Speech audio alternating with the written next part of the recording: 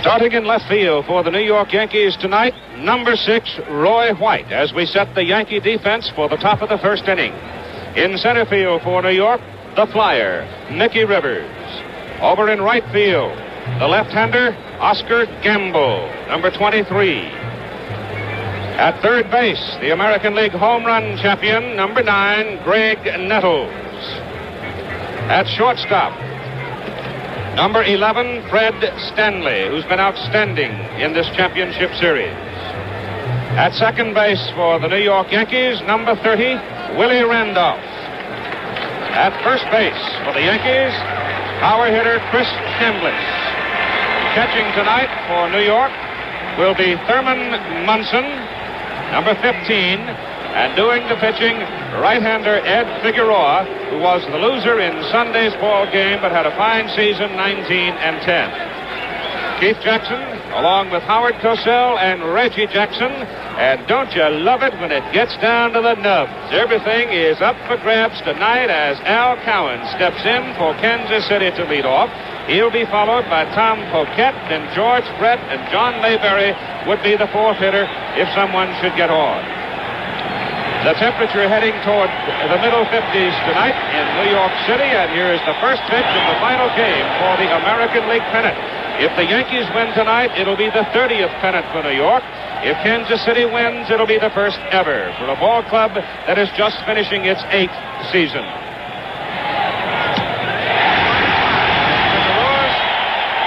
On the strike zone, on the outside corner and low with his second pitch. The first pitch was high and away. The second pitch was really a hummer on the outside corner. Cowan checks and takes this one a little low. They ask as to whether or not he tipped the ball. Thurman Munson obviously indicating that he thinks that he did. The plate umpire for tonight's game is the veteran Art Prince. The stadium is capacity at better than 58,000. Standing room only, Keith. Place is excited. We're hot. This is it. By the way, I thought I heard a tick. 2-1.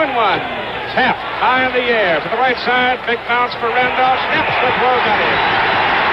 The first base umpire tonight is Larry McCoy. Joe Brinkman is at second. Larry Barnett at third. Down the right field line, Bill Haller. The left field line, it's George Maloney. The batter now for the Kansas City Royals, number 2 man in the order, Tom Poquette. Well, we're off with a bang tonight. A guy can make a big, big name for himself tonight. Everything is magnified. Everything under a microscope tonight.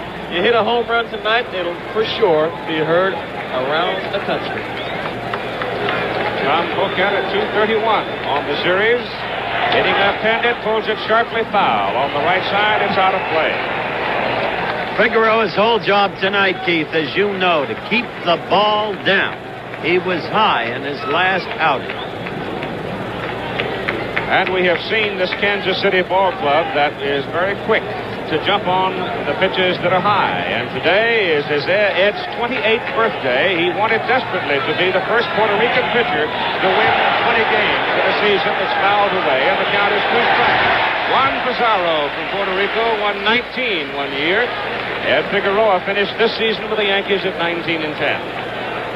I think that if he wins this ball game, it'll sure overcome the disappointment for him of winning 20 games. Better believe. I would think so. He had 2 shots at it against Boston and Baltimore, failed. Had a 3rd shot coming up. Final day of the season, rained out. The outfield swings a little to the right for Poquette, and the fastball is a little bit high and away. And George Brett, who hit .333 to win the American League batting championship, is waiting in the on-deck circle. And he has done very well against Ed Figueroa in his career. 1-2 pitch. Foul. It holds at 1-2. There was a sprinkle of rain across the city late this afternoon, but it's blown away. The wind has been up and down, but doesn't seem to be a particular factor at this point. The flag for just a moment comes up, but most of the evening it's been hanging rather limply. 1-2 pitch. You say there was a time when the on-deck hitter had a pretty good series against him, or a pretty good time against Figueroa. He got 13 straight hits at one point. The pitch is high. 54 degrees at 8:30 tonight. The wind gusting 15-20 out of the northwest. The configuration, however, of the newly redesigned Yankee Stadium, I think, has changed the wind pattern somewhat. 2-2 to Poquette. Foul back here. This little guy's been a tough out the whole series. He's almost played a lot better than people have expected. But what do you expect from a guy? He's hit 300 all year, and he's doing a little bit better than that right this series. It's been a pleasant surprise for, I'm sure, all the people around the country. Not a surprise for the Kansas City Royals because they know what he can do. 2-2 pitch to Poquette. He struck him out on a low inside pitch. That is the kind of pitch Figueroa will have to achieve all night. Keep the ball down. I think you can tell, too, that Figueroa's adrenaline is flowing a little bit because here in the top of the first inning of the ball game, he has been timed on our Jugs radar gun at roughly 92 miles an hour on the fastball. There's no question about it, what you said, Howard. He's got to make good pitches tonight. He's had some rough times over the last couple of weeks of the season. Obviously had a rough time Sunday. He needs to come back with a good outing tonight for the obvious reason of winning the pennant, taking it all. Got to make good pitches tonight. The pitch to George Brett. Ball one. George Brett against Figueroa in 1976. 3 for 9. But over the season, 6-6-6. Fouled away. And as Reggie suggested, he went 12 out of 14. There's Whitey Herzog.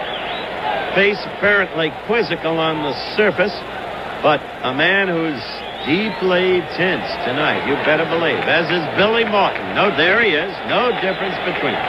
Good work, Chet 40. 1-1 pitch. Low. It's 2-1 to Brett. It just has to be that Figueroa, early in the ball game, will try to be very careful with Brett, who has been a successful foe. It has been the pattern in the series for Kansas City to jump on top as of the second game on Sunday. Foul tip off the mask of Thurman Munson. There's no question about it. We've said it before, and we can say it again. I guess you can watch throughout the evening as ABC has coined the phrase, the thrill of agony, the thrill of victory and the agony of defeat. We'll see it all here tonight. You'll see him working very, very cautious. You can't say how much he's riding on the ball game. You can't say a guy takes too much time or is being too fidgety or being too cautious because we've got it all going for us tonight. 2-2 pitch to Brett. Outside. I think Reg is a little tight. Calm down. You ain't playing. I feel like I'm playing a ball game, huh? Oh, you gotta like it when it gets down to the last one, though. Here's where you have your most fun. Here's where the extraordinary becomes ordinary. The pitch, pulled to right field. Base hit for George Brett. And he continues to wear out Figueroa. It's off the wall, and Brett goes into second, standing with a double. He really owns it. You got that right. They might be related. I know that he's from Puerto Rico and George Brett's from California, but the way he hits it, he just might own it. All right, Brett perched at second base, and the batter now is Big John Mayberry, the Kansas City first baseman, who is struggling in the closing hours of this 1976 season. 2 for 14 and 1 run batted in the championship series, hitting 143. And this is your guy, Keith. You know what he can do. He can rip a ball game open. High pop left side. It may carry beyond the playing surface, and it does. It's a souvenir. It's not had a heck of a lot of success against Figueroa. He's 2 for 19 against Figueroa in his career for an average of 105 and has never homered off of him. However, he's got a flair for the dramatic. 3 times this year he knocked in 5 runs. In fact, one of them was against us in Baltimore. He just missed a grand slam yesterday by about 4 feet down the right field line. George Brett is off second base as we look in from center field, and the pitch is high and away. You can see again they're staying away from him. He really doesn't have to give Mayberry a good ball to hit. He has first base open and a right-handed hitter on deck. So he doesn't have to come with anything too juicy, and I'm sure that he won't if he doesn't have to. High shot hit deep to right. May go way up and it's 2-0. Gone.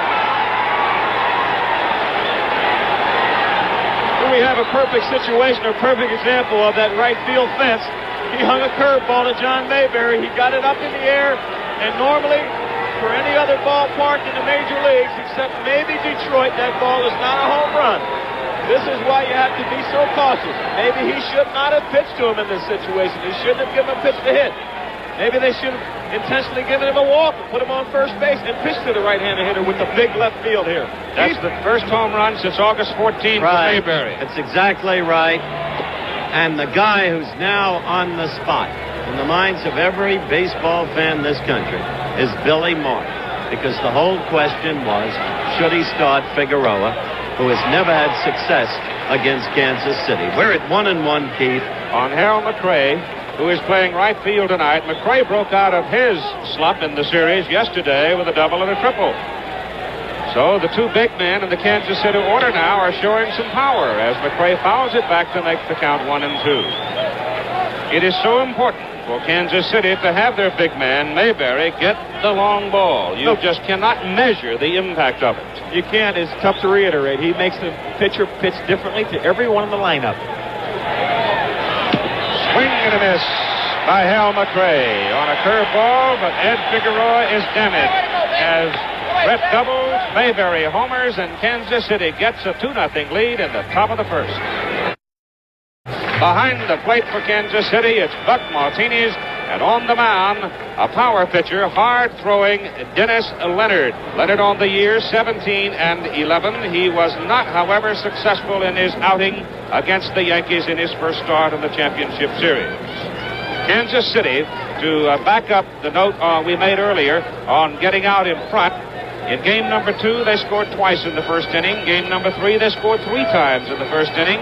Game number 4, they struck for 3 runs in the second inning, and tonight they have 2 in the first. So it does not always indicate victory for them, obviously, because we come to this final game all even at 2-2. Leading off for the New York Yankees, it is Mickey Rivers at the top of the order, the center fielder. Batting second, it is Roy White, and then Thurman Munson will hit third with Chris Chambliss cleaning up. I think we should make note of the fact that Mickey Rivers, what we both feel, Keith, along with Howard, is the catalyst to this ball club offensively, and has not been on base that much. He's only 4 for 18. All right, Reggie Jackson, the pitch is fouled away into the upper deck by Mickey Rivers for strike 1, as Dennis Leonard got the ball where he needs to keep it when he's throwing the fastball. That's outside to this youngster, but Mickey can pull it. There's the breaking pitch. Now, this is the secret for Dennis Leonard. The pitching coach for the Kansas City Royals told me before the ball game, Galen Cisco, that Dennis has to get the breaking pitch over, otherwise he'll be gone. Ball is hit to left. Poquette on the move. Turns. He's in trouble. Can't get it. Looked the wrong way. At the last moment, it's off the wall. Rivers going for 3. He's in the circle. He's got him going. Poquette was in trouble immediately. He knew the ball was going much deeper than he expected. He turned the wrong way. Let's look at it again.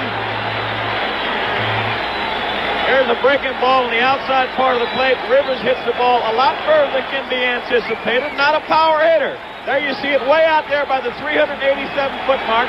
Poquette does the best job he possibly can. Ball hit over his head, and he just can't get to it. Rivers can fly, and there you see the stand-up triple. Keith? And immediately Paul Splittorff gets up in the Kansas City bullpen, the left-hander who is known as a Yankee killer. And he was so effective for them on Sunday night. You're looking at Roy White, a switch hitter, and the left fielder. He hits it on the ground. Contact backhand, goes to first. On the mound, he's safe, first score. As we said before, we'll say it again, it means this much. Mickey Rivers, the catalyst, the offensive catalyst of that Yankee ball club. The infield was back. There you see the fastball. White making contact. They've almost given the New York Yankees a run right here. As you see, the infield is back. Just trying to get an out. The play hit the Potex right. He tries to make the big long throw. White runs pretty well. Give Mayberry an assist. Give him a little credit for keeping that ball from going into the right field seat. Well, Mayberry, who can sometimes nonchalant it, is as good as any first baseman at scooping out the low ball. Potek played it perfectly, but White, a swift-footed, left-handed hitter, got down quickly. Now let's take a look in isolation on Mickey Rivers running home on the plate. As Reggie told you, the infield was playing back, giving up a run with a 2-run lead, and that's pro forma. There's Mickey looking back and scoring the first tally for the Yankees. So we got a 2-1 ball game, man on first, bottom of the first, nobody out yet. Mayberry having homered with 1 on. In case you've just joined us, in the first inning, Brett had doubled with 2 out. Paul Splitoff is in the bullpen getting ready in a hurry. Dennis Leonard has had the conference with Whitey Herzog and his catcher, Buck Martinez. And the big worry about Dennis Leonard is, as Reggie noted earlier, he's an emotional person. Very much so, Keith. He's an emotion kind of a guy. He said he was going to go out and just give it all he had. In fact, they knew he's an emotional guy. Consequently, he didn't know he was pitching until he came to the ballpark today. They didn't want to let him sleep on it because he probably wouldn't have been able to sleep on it.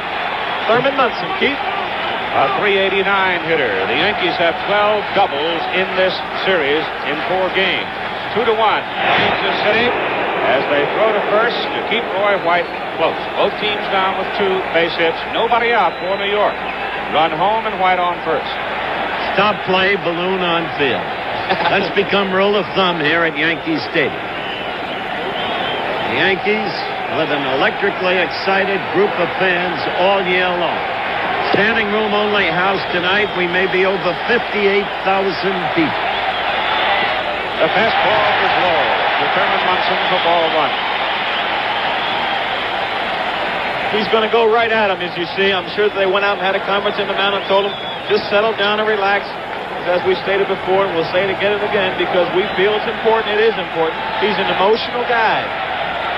Got great ability, great talent. Let's keep it in control. I'm sure that's what they said to him.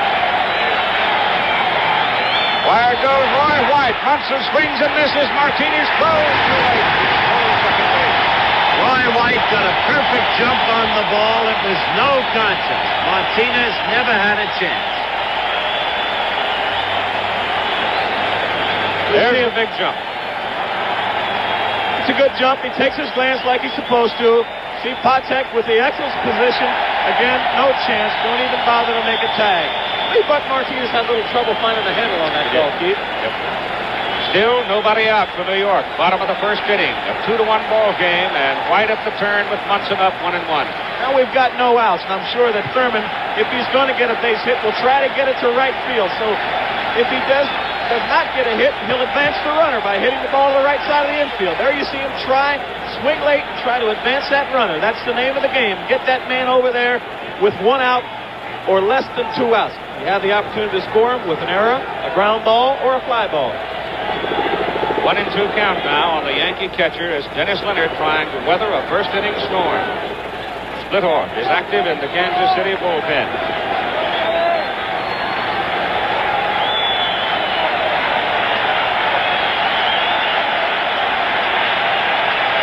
Munson settles in. 1-2. Billy Martin standing in the Yankee dugout. Popped up right side, foul. You looked at Billy Martin. The face is tense. Why not? It's the biggest thing in his life. And it should be. And you will see next inning. The moment there's a sign of faltering further by Figueroa, Martin will have his bullpen working and have Figueroa out. Center fielder Al Cowens playing Munson toward right center, giving him left center. Figures, in fact, knows he's trying to hit it.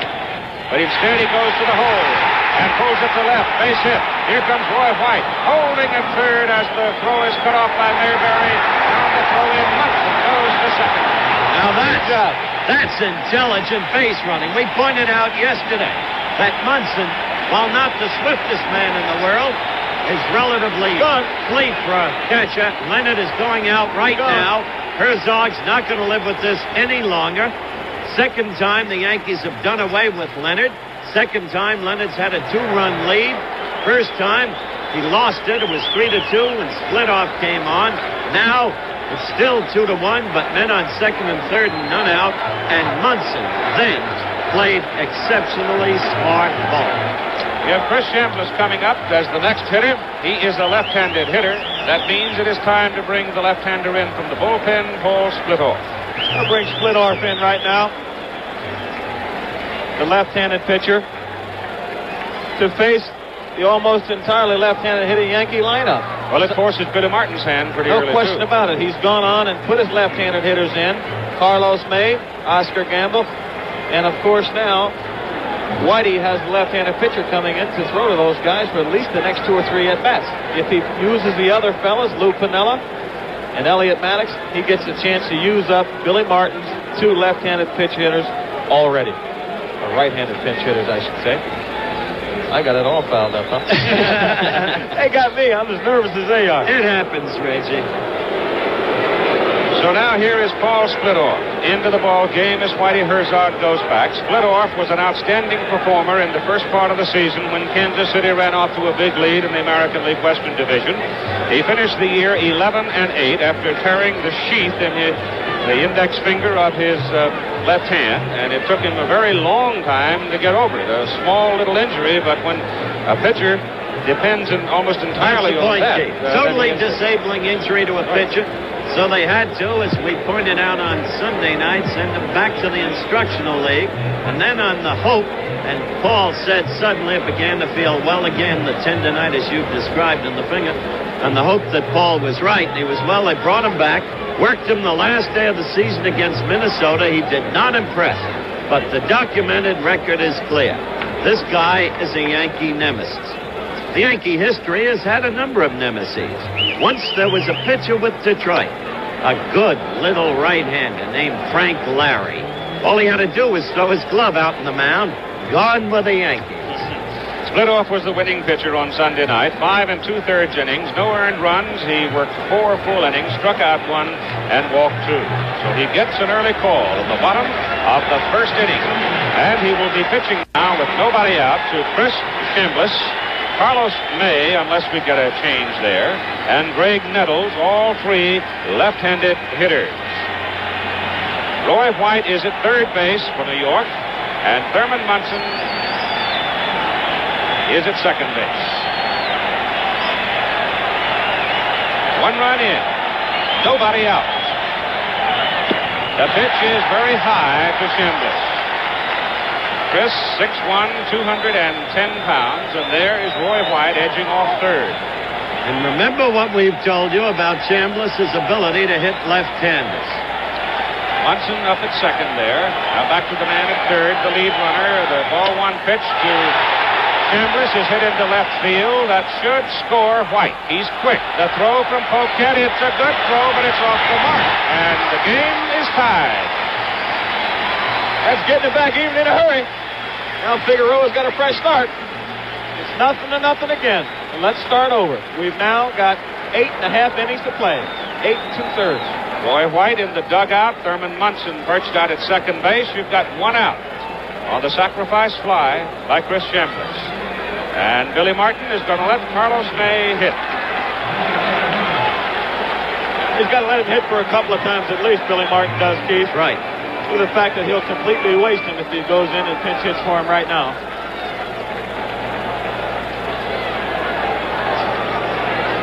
Two for 6 in the championship series, the 4 games we played.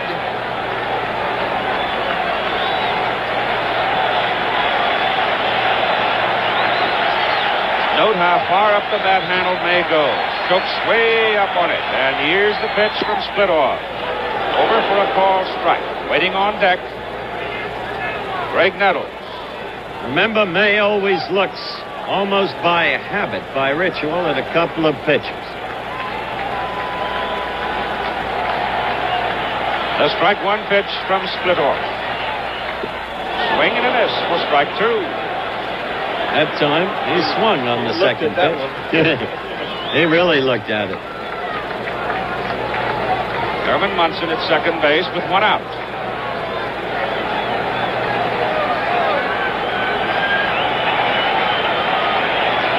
Concentration, intensity in a guy's face. Rerun of the signs from Buck Martinez. And Splittorff checks at second. Munson off. Pitch to May. Popped up on the left side, out of play. Whitey Herzog did not start Splittorff because he knows he has pitched sparingly over the latter half of the season because of the injury that Keith described. Now he finds himself in the position of having to put Paul in when he didn't think he could go a full game in the very first inning. There were none out when Paul came on. One cannot reasonably expect, despite the nemesis factor, that Paul will be able to go all the way, maybe 6 innings. Punch foul. Now holds at 2 strikes. Billy Martin. Well, I wonder what he's thinking right now. I can't help you.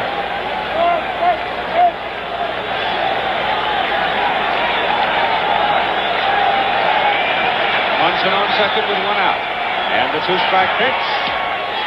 Hit out into left center field. Al Cowan's coming up, makes the one-handed catch. Munson retreats to the bag at second. You've got 2 down. Come on and doing the job. Got 2 retired. Made a good pitch right there. I could see that Buck Martinez was sitting outside. Split orb hit the mitt. He got the fly ball. He got the 2 outs. And here's the home run king, Greg Nettles. At 32 in the regular season, Jackson at 27. Reggie got a late start. That's true. Reggie did remarkably. Pitch to Nettles. High inside, ball 1. One of Greg Nettles' home runs here at Yankee Stadium, a high fly ball as you look at his stance. But the second shot he hit was exactly that, a bullet. Rifled it into the seats. Playing with a very sore right ankle. Pitches outside, throw back to second. Munson's back. Well, you don't expect to see those kind of chances taken right there, but the guys, even though there's a great deal of pressure on the game, they're going on and playing it the way it should be. Let's look at Nettles' ankle. There, the protective. Yes, Ray. That right there comes from fouling a lot of balls off on the instep of his foot. Just a little protection right Almost there. always the front foot, too. Foul back. No question about it. That comes from being a pull hitter, trying to get the bat out in front to see if he can reach that little short porch where the big payoff is. Do you hit yourself much? There's Oscar Gamble on deck. Keith told you about him. 17 homers on the year. Was a very important cog in this Yankee machine as they won the Eastern Division in the American League. Cleveland and was allowed to play as soon as he got a haircut. Right. And to get rid of that hair. Munson on second. Keith. 2-1 pitch now. Nettles. High pop left side. Might be a play on it. Patek. Brett together. Patek.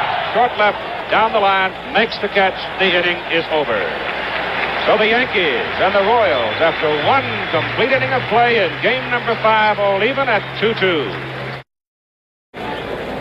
With the score even at 2-2, we go to the top of the second inning for Kansas City. Jamie Quirk, the designated hitter. Cookie Rojas, the second baseman, and Fred Patek, the shortstop. We're getting toward the bottom part of the Kansas City order, and it was the bottom 2/3 of that Kansas City batting order yesterday that did all the damage.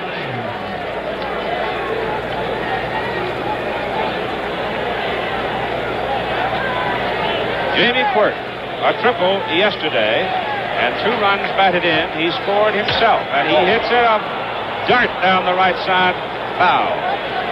Yes, he did, and that's not the way to start off an inning. Eddie, go back and rub that ball up, and spit in that hand, and rub it down and in and out. Talk to the ball, maybe. He's still remembering that hanging curve he threw to Mayberry. Dreadful pitch. Should talk to the ball. Fouled off the other way. The ball is not doing nice things.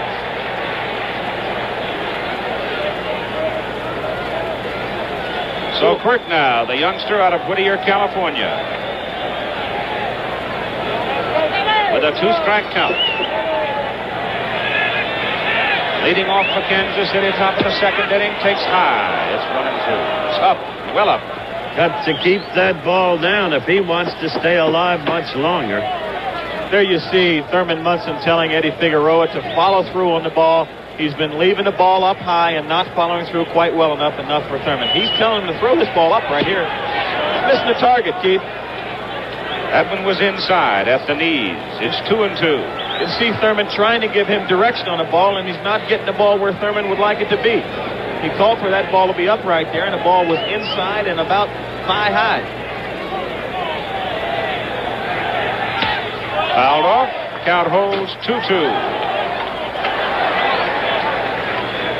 There's Cookie at 37 years of age. And he was a very important figure yesterday in the victory for Kansas City.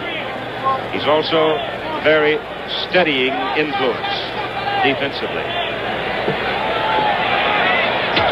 Ball is hit to left field. Roy White circles over, makes the catch. Ball was hit hard. Yes, it was.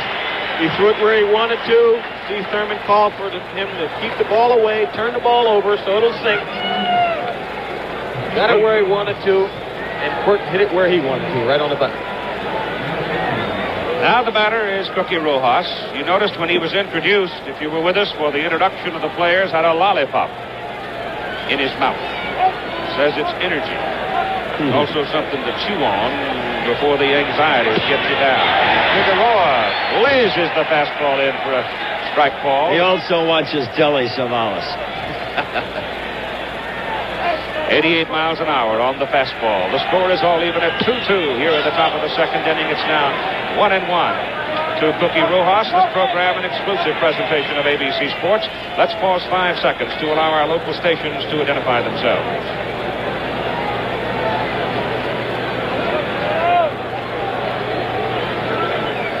Keith Jackson, Howard Cosell, and Reggie Jackson sitting here in the booth overlooking the field of play at Yankee Stadium in the final game, the game that means the American League pennant. And a chance, if you can call it that, to go play the Cincinnati Reds in the World Series. Rojas delivers it up the middle, base hit for Cookie. So Cookie Rojas picks up his third hit in 6 trips. He's hitting an even .500. Definitely doing the job that they asked him to do. They put him in the lineup. They were looking for some leadership, some stability, and he sure is providing it. 37 years old. You can call it old if you want to, but when I get to 37, I sure hope I don't feel like I'm old. I hope I can feel like I can play baseball if I want to. They called him old, but 37 is not old, is it, guys? We told you yesterday it was a very good year. I like hearing it. You're not that far away, Reg. Something to look forward to and something for us to look back on, I suppose. Here is Fred Patek, now the shortstop for Kansas City. And Fred Patek having a good series. 6 hits, 14 at-bats. He has 4 runs batted in. He's been outstanding defensively. 5'4", 144 pounds. Ball 1, the count.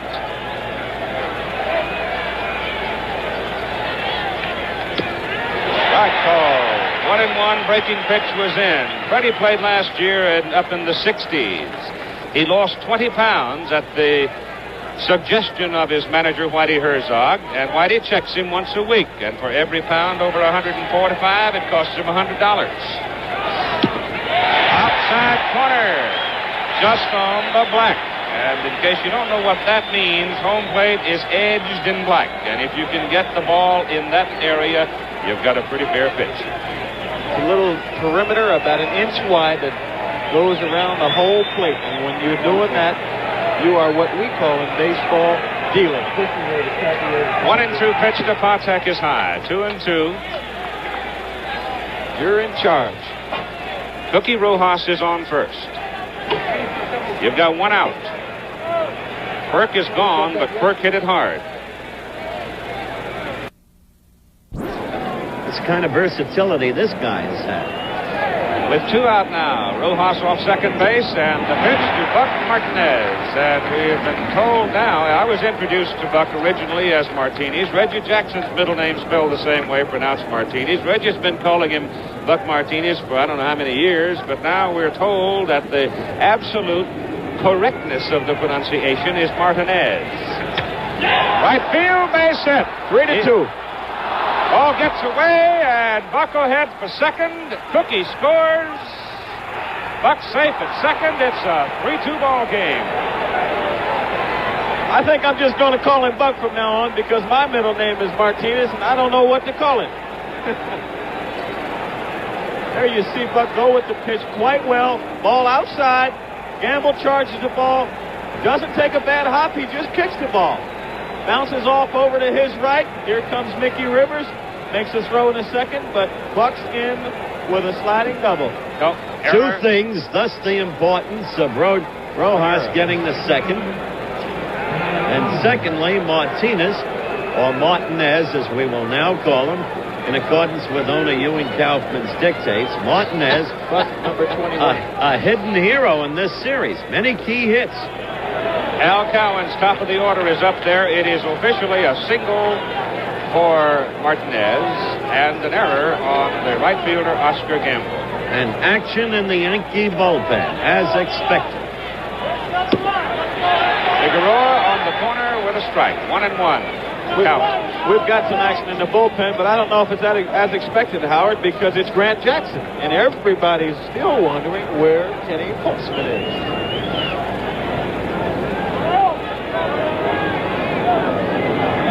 Martinez off second base. Buck with the big lead. Ball tapped over the mound. Randolph has it. Throws to first. And the inning is over. But the Kansas City Royals regained the lead here in the top of the second inning. After 1.5, lead the Yankees 3-2. He gave his lollipop to Cookie Rojas for the evening. Telly Savalas. The only one, not Yulbrenner, but Telly Savalas.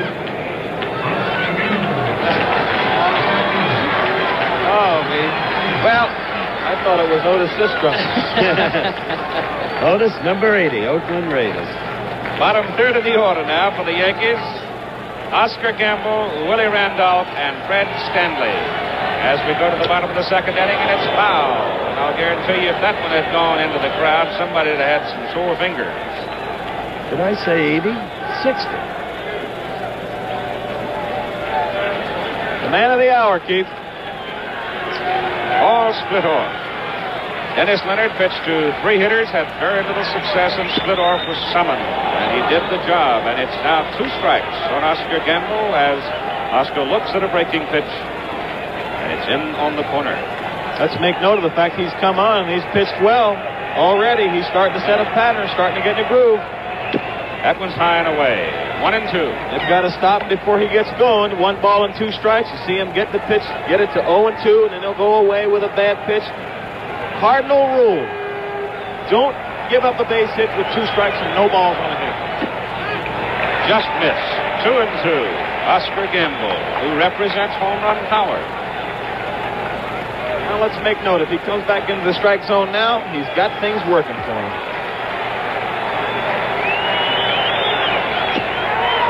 Got him on the outside corner. Strike 3 call. 1 out. He might have it going. You see a guy set a pattern like that. He makes a couple of pitches, gets a couple of good strikes, and he tries to get the hitter to go after a bad pitch to see if he'll swing a bad ball. Why give him a good pitch when you have things going? When you want to come back and you have the ability to make a good pitch like that, you're in great shape. Willie Randolph takes a fastball down the pipe. Strike 1 call. Willie 2 for 14 and a run batted in. And he didn't like it either. He didn't like that call.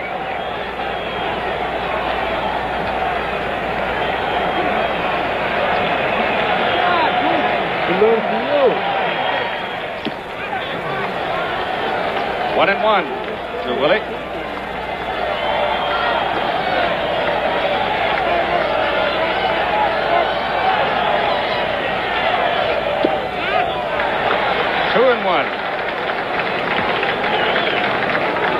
Splittorff pitching fine.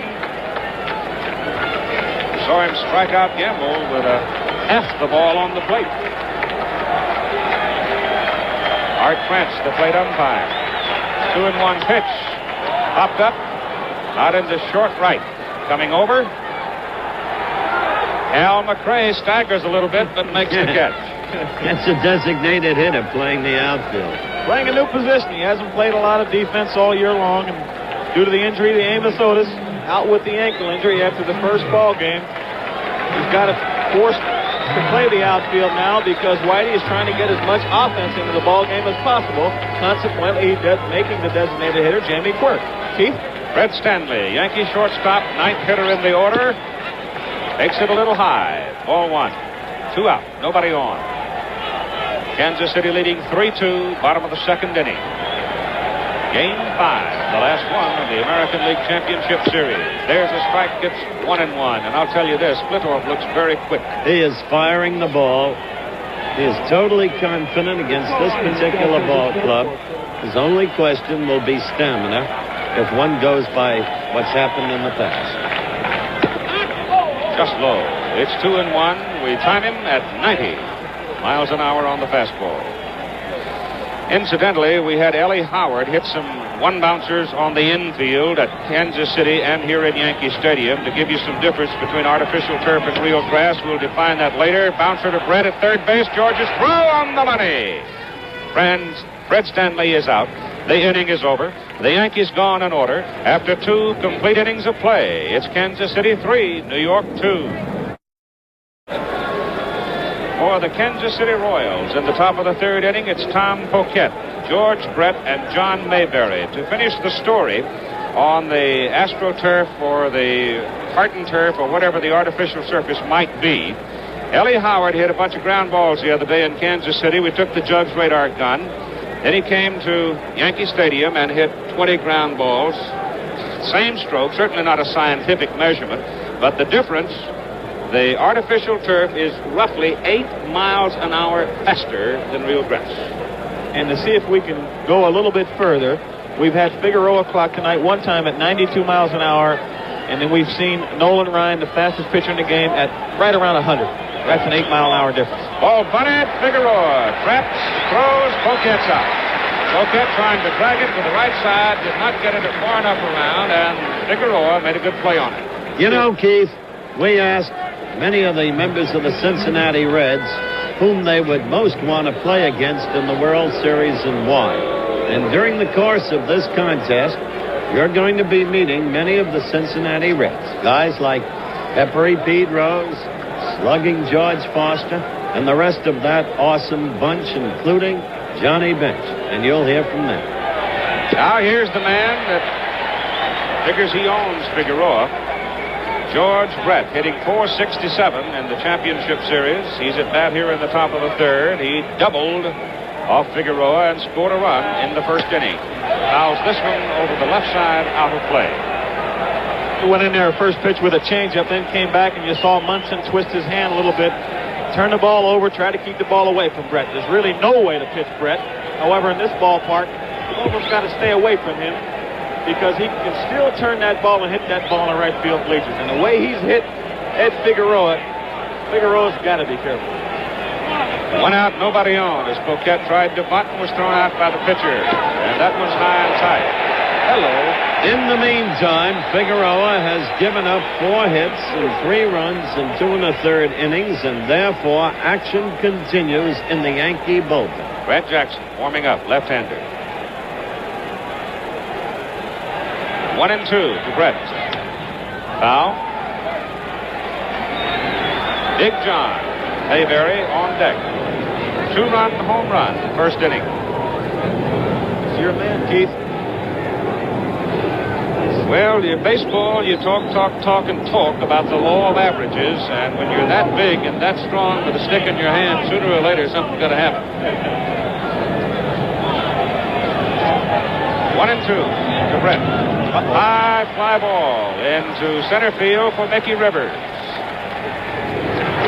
2 gone.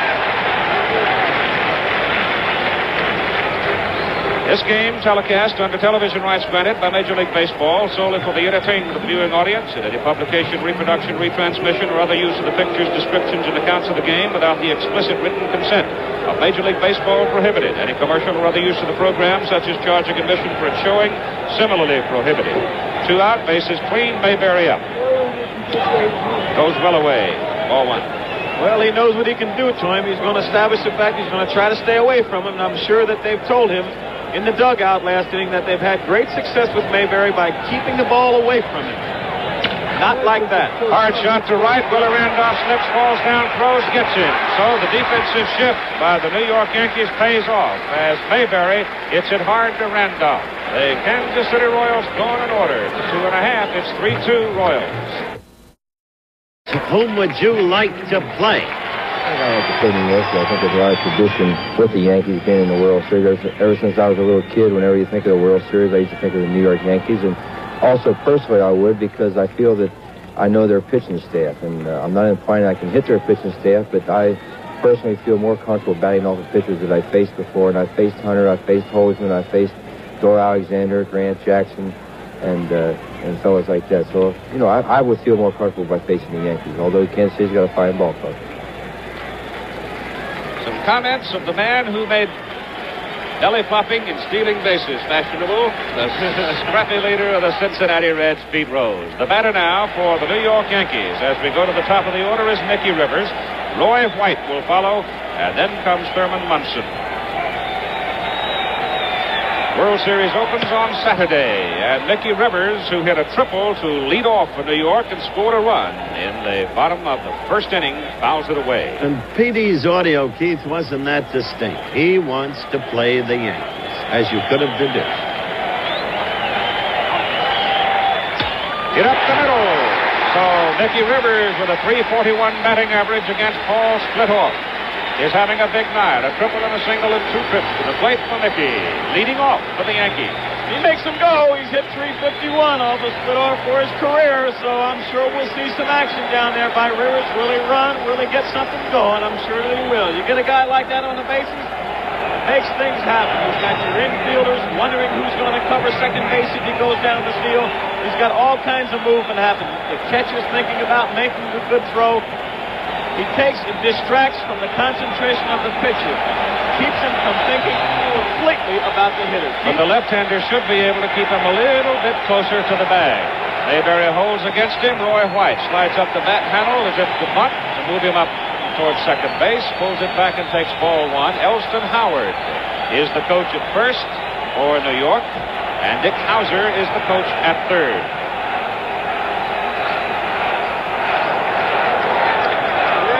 We've got it going now. Listen to the crowd.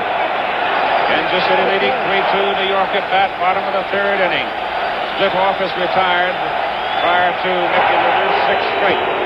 And he makes an easy throw to keep Mickey close, with Thurman Munson waiting in the on-deck circle, the big Yankee captain and catcher. Roy White, a switch hitter. The left fielder. Outside. Breaking pitch, and it is 2-0. You've got to get this runner over to second base, get him in the scoring position. See all kinds of things happening out there. Your outfielders are wondering what to do with the ball, getting it in their minds what to do with it if he hits the ball in the outfield, where to throw it, because Rivers can fly. We're going to see some action on the bases now. Keith? Does not go. Pitch is in there for a strike. 2-1. It's surprising. 2 balls and no strikes, and he takes the ball. That's a time when you can just about crank up and let it fly. It's either that or a breaking pitch. You've got a chance to lay it down. Nice soft stroke. I think Billy Martin a little bit disturbed that Roy didn't put that one down if the bunt has in fact been called. Apparently it has.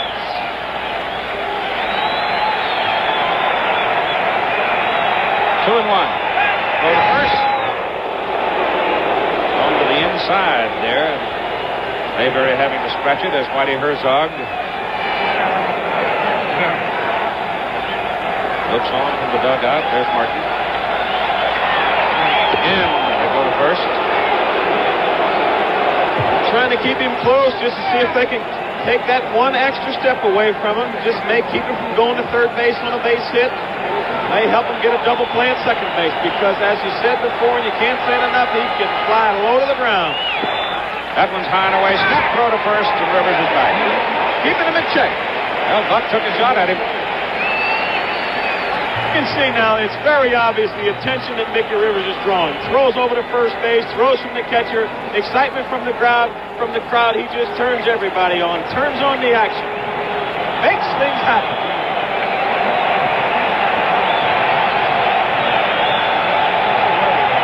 3-1 to White. Outside, ball 4. Well, that's what they wanted. That's right. There you go. Take a little concentration away from Splithoff, because he was sailing along. Now with nobody out, you've got Yankees at second and first. And both of them can really run. Rivers and White. Thurman Munson. Power at the plate.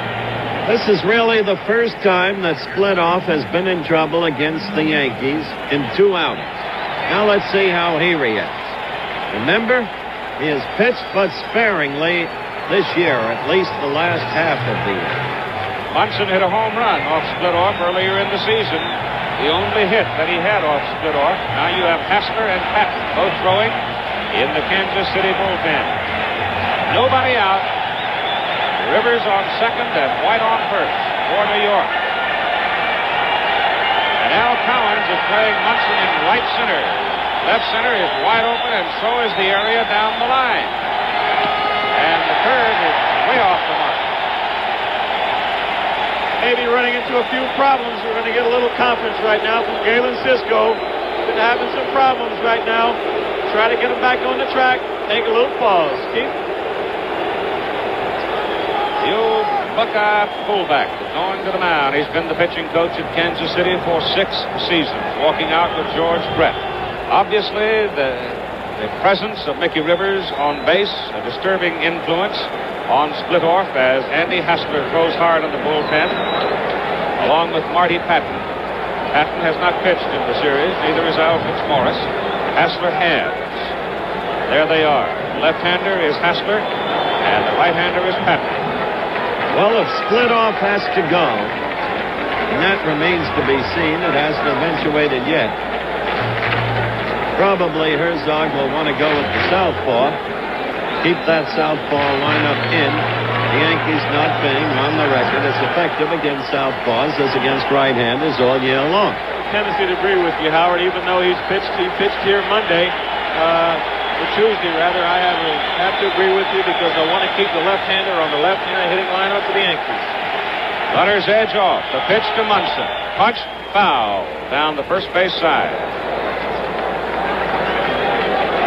No matter how cold, the Yanks are hot.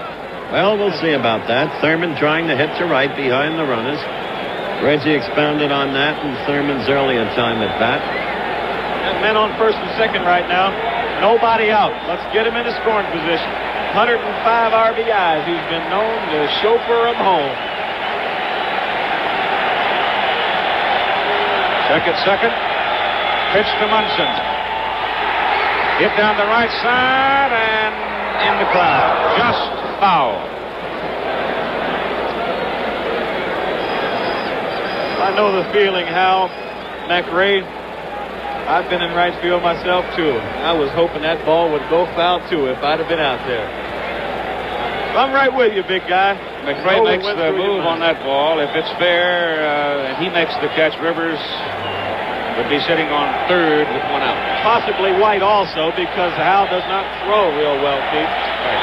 No, Rivers would have moved up. Nobody out, and it's 1-2 on Thurman Munson.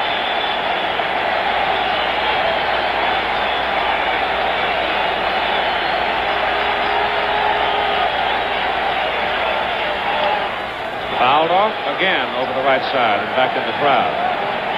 Thurman still trying to manipulate that bat, hit it to right field. Splitoff is an interesting kid to study, Reggie, when he's on the mound with those specs, seemingly squinting even through them to catch the signs. Look. Used to be a scary sight. Ryan Dern out there a little bit wild, 100 miles an hour. Look out. Thurman Munson. 1-2 pitch. Foul. Down on the third base side, out of play. And Mickey Rivers way down the line, headed toward third. Suddenly Paul was low and inside. That can be a terribly dangerous pitch to Thurman Munson. Well, he's a pretty good hitter. Well, not a pretty good hitter, but a great hitter. So he's got to pitch him tough. He's got a .476 lifetime average against Paul Splitoff. Got a base hit off him last time. He's 2 for 3 off him in the series. So he's got to be careful. Again, just a bluff right there, but he's got to try to keep Mickey Rivers close. If you can get that one extra step or keep him from getting the extra step, it may mean the difference in scoring a run or not. No one in the outfield with the Royals has a great arm. And, boy, that little guy can put the pressure on you. Mickey Rivers. Wind is blowing almost straight out from home plate right now. Ball is hit. Center field for a base hit. Here comes Mickey Rivers around third. He will score. The throw in to the second baseman, Rojas, as White goes to third. A single for Thurman Munson.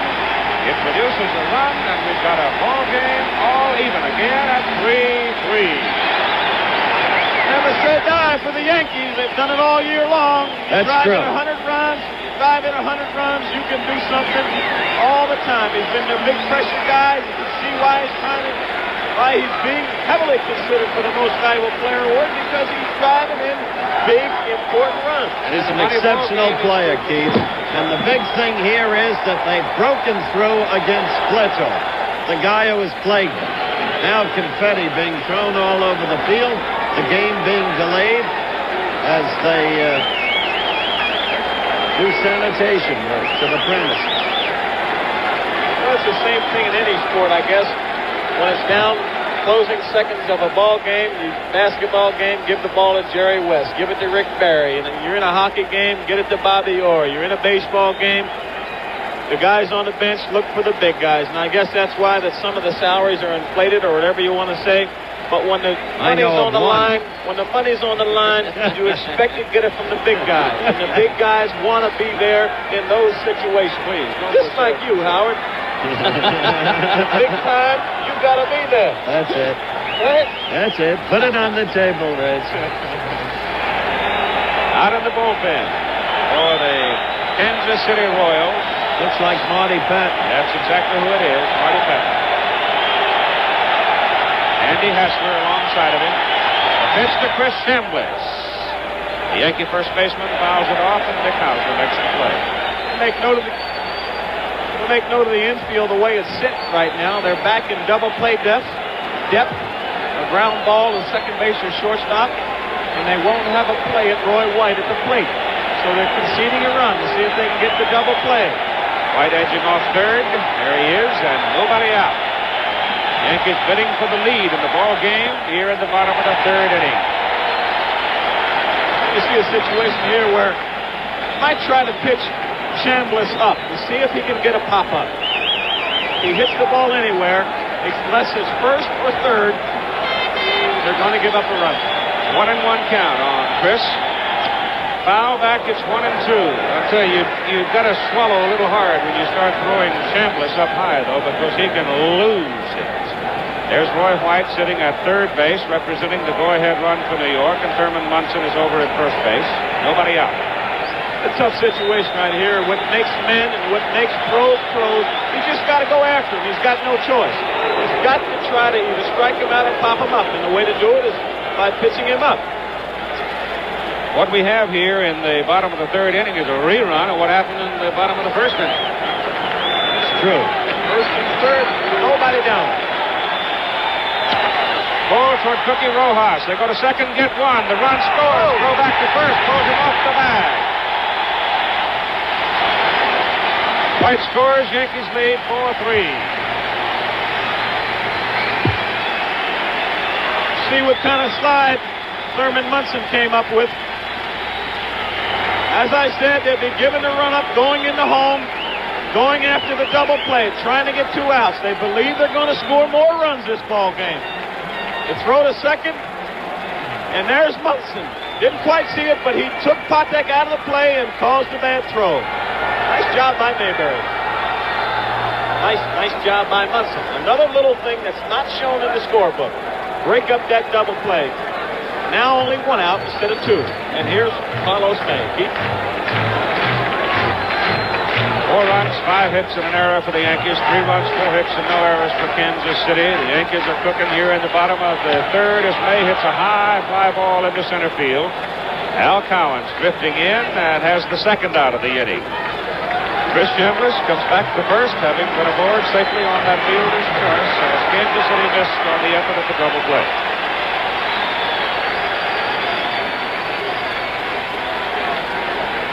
New York won the opener 4-1. Kansas City came back 7-3.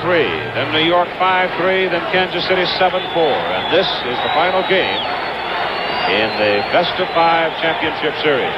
The Batter will be Greg Nettles. All split off. Steps off the pitching rubber as Hal McRae is doing some cleaning up out in right field.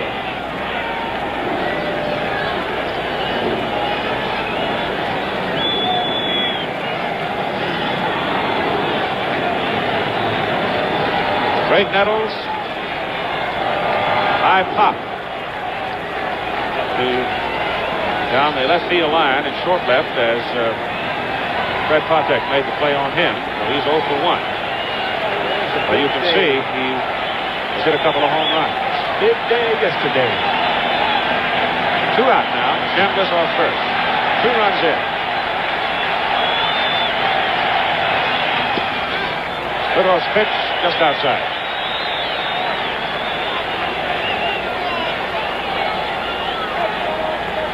Cowens plays Nettles in deep right center. McRae. Well back in right. Just outside again. 2 balls and no strikes. Well, he's behind right now 2-0. I'm sure you won't see Mr. Nettles being bashful. Cowens plays Nettles in deep right center. McRae. Well back in right. Outside again. 2 balls and no strikes. Well, he's behind right now 2-0. I'm sure you won't see Mr. Nettles being bashful. He'll be letting the shaft out, as they say in golf. Getting the old one wood out, the driver. High fly ball. Freddie Patek goes back. Cowens comes in. Patek is the man. Makes the catch. And the inning is over. But the New York Yankees strike for 2 runs, and after 3 complete innings of play, take a 4-3 lead over the Royals. Bob Bailey, Cincinnati Reds. Who do you want to play in the series? Well, I think there's still some magic attached to the Yankees, and if I had my preference, I'd prefer to go to Yankee Stadium and play there. I've never been there, and it'd be quite an experience. Bob is no longer that svelte young man that came out of Long Beach, is he? No, he was some big bonus baby with the Pittsburgh Pirates. He was supposed to become one of the greatest Pirates ever played. That didn't happen either. He's been around. Montreal. Probably be one of the designated hitters for Sparky Anderson in the World Series. You're looking at Hal McRae, who spent the better part of the season for Kansas City as a designated hitter. He stands at the plate. And following Hal McRae, then we'll have Jamie Quirk and Cookie Rojas, and McRae pops it up to the infield. Chambliss gets the call from the pitcher, Figueroa, puts it away.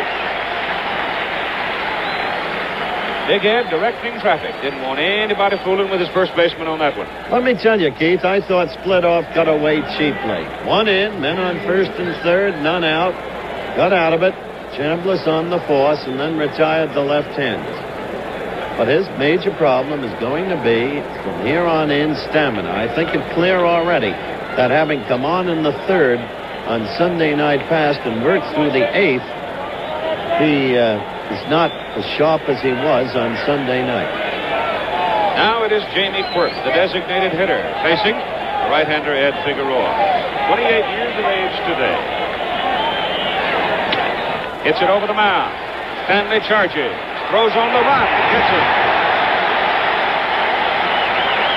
That's one of my favorite plays right there, Keith. Shows how much agility, how much movement, how much lateral movement a guy has. Really shows what kind of athlete a guy is.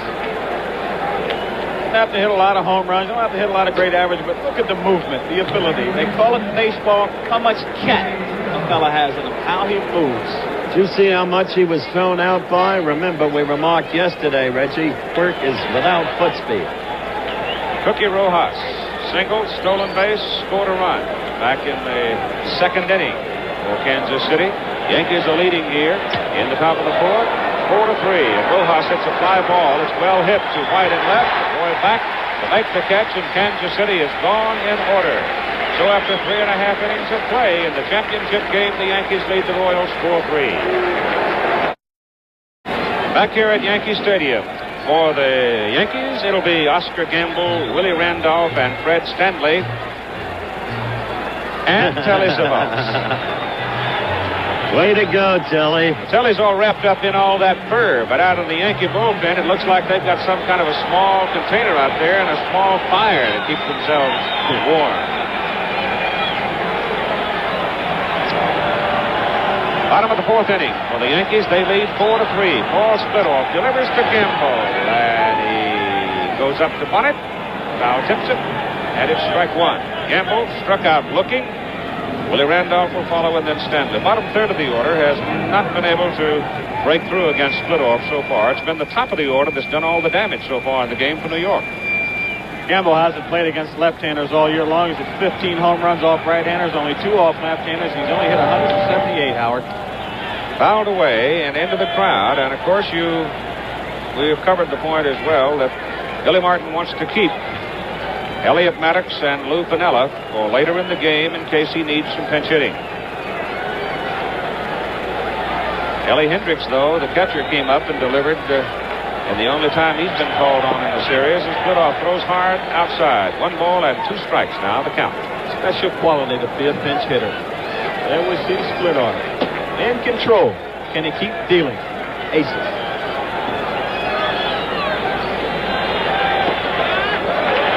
Tell you, that took a little courage on Oscar's part to take that. Yes, pitch. it did. You see again, ball and 2 strikes, and he went and tried to make a pitch. So maybe he's starting to settle back down into a groove again. I believe Kansas City will score again. So the Yankees better get some action going. Just low. In fact, quite low. Yankee Stadium. Rebuilt in a way and refurbished a lot to the tune of about $100 million. $55 million of which was the allocated cost to the city. Peanuts. This is New York. 3-2. Bounce past the pitcher. Rojas got a hurry. Cookie snaps it. Mayberry scoops it. A good play by John. Excellent play. Big league all the way. There he is. Providing leadership and stability to the ball club, doing his job. Rojas made a good play, but so did Mayberry. Now watch this.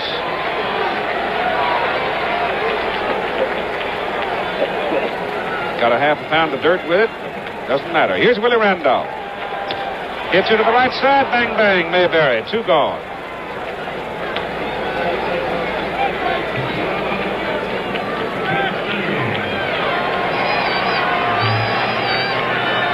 They do make it look easy, don't they? He's got good hands for a big man. Sure does. Good, soft hands.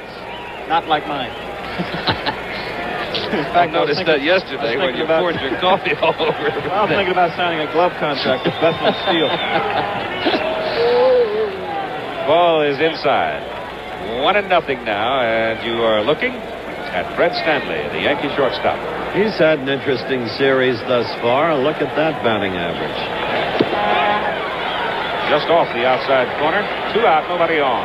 Well, again, here's a guy that knows his limitation and his capacity. Just try to hit the ball to right field. Just try to move it around. Just get it over the infielder's head because he knows he's not a home run hitter. But there was one night here, Reggie, during the season. It was against the Minnesota Twins. He hit a home run down the left field line, just foul. He got back up there, and he repeated. This time, just fair. The ball went about 314 feet and in. Home run. There's the strike. 3-1. Definitely taking. Now, will he be taking on this pitch? We heard about that home run. When a guy like Stanley hit him, everybody in the league opens up their eyes. Yep, taken all the way. 3-2. Trying to be a base runner. Trying to get on base. Gotta admire that guy.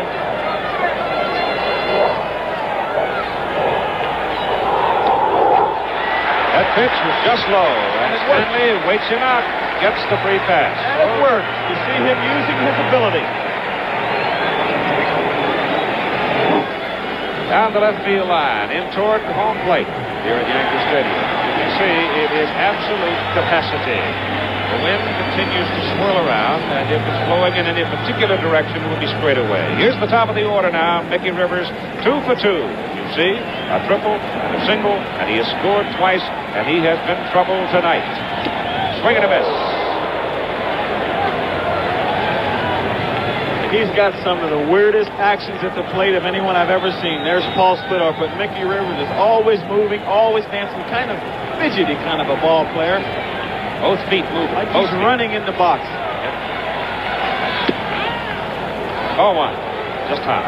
In batting practice tonight, Mickey hit 2 in the seats down the right field line. He has occasional power, Keith. We've discussed that earlier on in the series, and he proved it in the very opening inning when he tripled over Pocat's head. He hit 1 here this year, a home run into the right center bleachers. It was a tremendous post. Stanley off first. 2 out for the Yankees. Bottom of the 4th inning, Rivers fouls it away. And it's 1 ball, 2 strikes on Mickey. Waiting on deck is Roy White, who's also scored twice tonight. So it's Rivers and White who've done all the scoring. They've gotten all of the Yankee 4 runs. 2 apiece.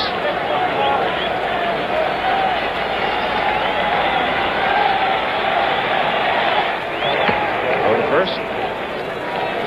I don't know if we can get a look, but you see the second baseman and shortstop in constant conversation to see who is going to cover that bag. A sophisticated game, baseball.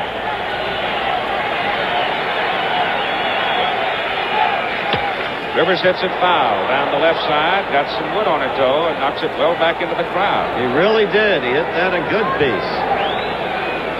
A little more to the right. Could have gotten in there. It had that much carry.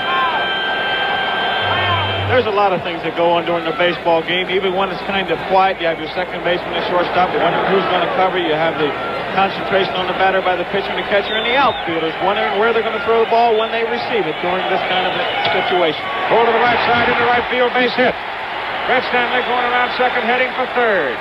Throw comes in to Cookie Rojas. You've got Yankees at the corner. He is a hot hitter tonight. I might as well tell you, folks, that principal owner George Steinbrenner was not happy with Mickey Rivers' performance last night. And he had Mickey privately up in his office after the game, some 30 minutes after the contest had ended, and he let Mickey have a good piece of his mind. Apparently, it took hold, because Mickey is a hot hitter tonight. Andy Hassler and Marty Patton again in the Kansas City bullpen. With Fred Stanley at third, there's the right-hander Patton. Always amazes me how somebody that never played the game can tell somebody how to play it. Don't be bitter. Roy White at the plate. There's Andy Hassler throwing in the Kansas City bullpen. All 1 on Roy White. I'll keep it in. Better have to. Don't come down to the Oakland clubhouse or the Baltimore clubhouse and tell me what to do. Roy White. Need a base hit.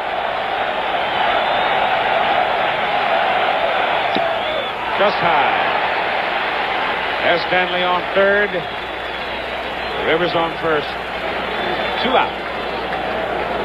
Bottom of the 4th inning. Yankees lead 4-3.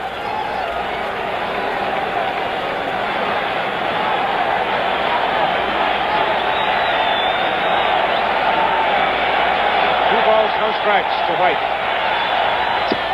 3 balls, no strikes. I'll tell you this, on that particular pitch now, Reggie Jackson, looked to me like Splitoff was trying to reach for a little too much. Well, Splitoff may get out of this situation. But now, second straight inning, he's had to work very hard again. And there's no way, in my judgment, with the limited amount of pitching he's done this year, that he can go very long tonight. There's the count. Nemesis should end tonight. Galen Cisco and Whitey Herzog across the way. It's Billy Martin looking on.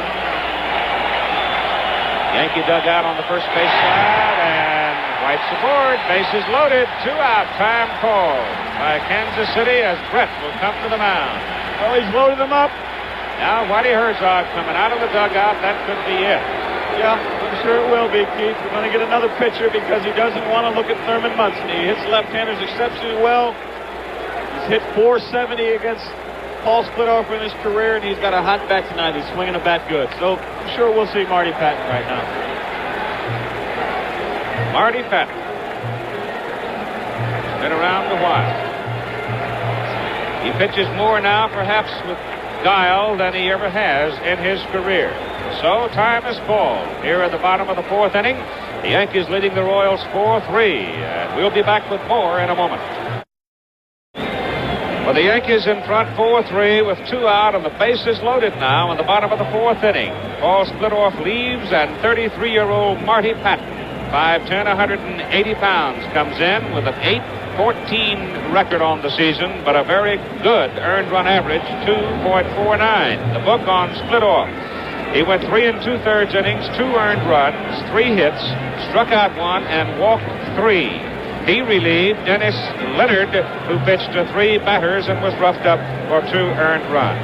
And Thurman Munson will be the first man to hit for the New York Yankees against Marty Patton. Munson with a pair of singles in the ball game tonight. And characterizing Patton, Keith, he is not overpowering, but he's been doing better than expected in the late going of the season. He keeps his fastball away from a right-handed hitter. He can't hold runners according to the scouting reports and has balked occasionally. That's the scouting report on Marty Patton. Now we get to the nub of it, as you would say. He goes against the Yankees' most solid ball player. And as Munson walks in for this moment of drama, 56,821 people here, which is a new record for Yankee Stadium. Red Stanley is over there on third base. Mickey Rivers is on second base. Roy White is on first. 2 are out. 2 out. Patton now needs to get an out to avoid. He's swinging the bat good. Royals are facing a stacked deck right now in the Yankees' favor. They got the big gun at the plate with the bases drunk. Loaded or filled. Ball is hit to left field. Poquette holds his position, makes the catch, and on one pitch, Marty Patton gets Thurman Munson. And so Kansas City avoids the big inning as the Yankees are gone. And after 4, it's 4-3 Yankees. The preceding a message on behalf of Major League Baseball. And now we move to the top of the 5th inning for the Kansas City Royals. It'll be Fred Patek, Buck Martinez, and the top of the order, Al Cowan. Well, that's the city at night. Downtown, the foot of Manhattan, Battery Park, World Trade Center, that big building which we identified yesterday. There are 2 of them. You only see one behind the other. Back to the action. With Ed Figueroa pitching to 5'4", Ernie Patek. A swing and a miss on a breaking pitch for strike 1. May I say this, Keith? In perspective, this reminds me of last Sunday night's game. The Yankees went ahead then 3-2. I'll continue in a moment. Tight with it. But in that game, if you remember, they had 9 hits after 3 1/3 innings and only 3 runs. Splitoff got away in a potentially destructive situation, explosive, cheaply, and Kansas City got out of it last inning. The Yankees have not capitalized. Ball is hit high on the right side of the infield. Playable. Chambliss backing up. Chris in foul ground. Makes the catch. 1 out. Ed Figueroa now has retired 7 straight. Seems to have settled down, Reg. He has seemed to have settled down, Howard. He's going to have to get some kind of good rhythm, because I'm sure that at the slightest sign of any slippage at all, that Billy Martin will get him out there, because he's got 4 or 5 guys out there ready, willing, and able. That's for sure. Martinez again. Into left field. Base hit for Buck. Played very well in the series. He certainly has. He's an unsung leader of this club in this series. Coming into it batting .221 on the season, Reg. No question about it. As we've said before, a short series, anything can happen. A lot of unsung heroes. A lot of unsung heroes, and you never know what can happen. A guy can get a hot bat. Look at Fred Stanley. And, of course, a guy like Munson that just continues to apply the pressure. Al Cowan's batting average, however, in the series has been shrinking some here at Yankee Stadium. Now down to 158. He's at the plate and takes ball 1 from Figueroa. We get more action now in the Yankee bullpen. Looks like it might be Jackson again. It is. Grant Jackson, number 25, left-hander.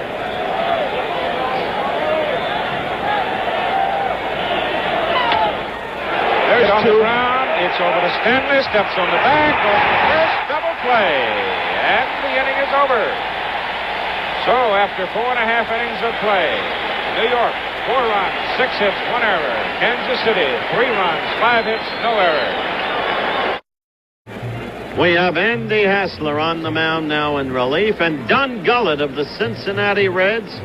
Whom do you want to go against in the forthcoming World Series? I have a feeling that New York possibly might win the ball game tonight, but like I say, nobody knows what can happen in a ball game like this. But I'm looking forward, really, going back to New York.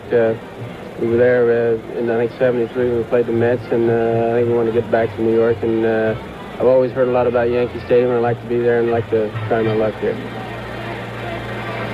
Comments of Don Gullett of the Cincinnati Reds, the hard-throwing left-hander. Andy Hassler now is the third Kansas City pitcher. I'll tell you, fourth Kansas City pitcher. Marty Patton did his job. He came in through one pitch. Got Thurman Munson out, and Marty now sitting in the dugout watching the first appearance in the series for Hassler. He pitched 5 innings, 4 earned runs on 4 hits, struck out 3, and walked 3. On the season, there the total. He's been well documented as having shaken off a thunderous 18-game losing streak with California, waived for the Angels, picked up by Kansas City, finished the year 5-6 for the Royals. And now Andy Hassler, a big 6'5", 215-pounder out of Phoenix, Arizona, delivers to Chris Chambliss, leading off for the New York Yankees. Here in the bottom of the 5th inning, Chambliss will be followed by Carlos May and then Greg Nettles. And May is in the on-deck circle. Chambliss hits it hard to right center field. May go. It's up against the wall. Al McRae picks it up, throws it in. 2 bases for Chambliss. It's a beautiful thing to see that man stand up there against left-handers. Well, left-handers never really have bothered Chris, Howard. He's been a consistent ball player. He's played every day since he's been in the big league. It never really has been benched against left-handers, and that's the reason he's had an outstanding season this year. In there every day. That's the only way you can drive in over 90 runs. I'm sorry, Reg. That's his 9th hit, Keith, in the championship series. That ties Pete Rose. Hear that, Pete? Got a man on second base right now. The obvious situation, will he bunt and try to get him over to third? 4-3. Will they try to make it 5-3? So the other team has to get 3 runs. Keep. Mark Littell. They call him Country Boy in Kansas City. He is the ace fireman. At least he throws the hardest of all of the relievers for Kansas City. And Carlos May now at the plate. Nobody out. And Chris Chambliss on second base. New York leading 4-3. The Yankees at bat here in the bottom of the 5th. Very important to score a run right now. They can put a lot of pressure on Kansas City right now, psychologically, just by taking advantage of this scoring opportunity. If the Kansas City Royals get out of it, they will have some momentum going for them. So a psychological game going right now. Hassler's pitch, good one. Tough. As Carlos tried to bunt it and missed it. He's tough. Big, 3/4 arm, throwing left-hander, and a little bit wild. Just wild enough to kind of keep you off balance at the plate. He's even tough to bunt, Keith.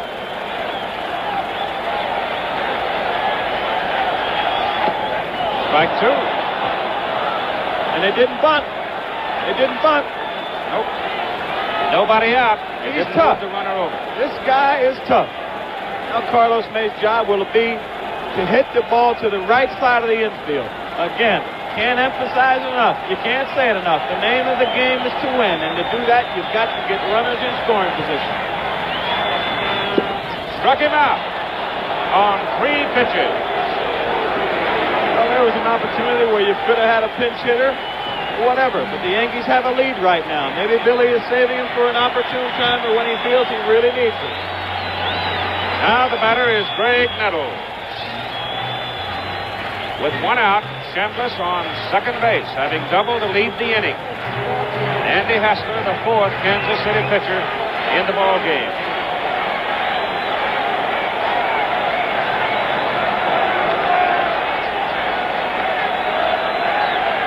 Look at big Andy Little problem with the sign. Maybe he didn't want to throw him that pitch. You have a situation where the catcher may have read the scouting report and he knows what the manager wants to do, where he wants to pitch him. Consequently, Andy Hassler may not agree. Let's go out and have a little summit meeting. Now they're asking Poquette, the Kansas City left fielder, to come in some. From way back at left, they bring him in. The center fielder Cowens well over into right center. And you see the big hole there in left center field for Greg Nettles. And let's talk about Hassler, who's the main figure right here, going against the home run champion Greg Nettles. Again, 2 home runs yesterday. But he doesn't give up a lot of home runs. Pitched 99 innings in Kansas City and only gave up 2. Over 147 innings for the year, he only gave up 5. High fly ball on the right side of the infield for John Mayberry. Just fair. John puts it away, and now you've got 2 outs with Chambliss still sitting out at second base. They failed to advance him. For the Yankees at this point, even though they're 1 run ahead, the omens are not good. They continue not to capitalize on scoring opportunities. That's the key point here. Because sooner or later, one can expect Kansas City to explode. Oscar Gamble, 250 hitter in the championship series. He hasn't hit well off left-handers either, Keith. He's looked at a call third strike and grounded out second to first. Tonight he's 0 for 2, strike 1. Dips it foul.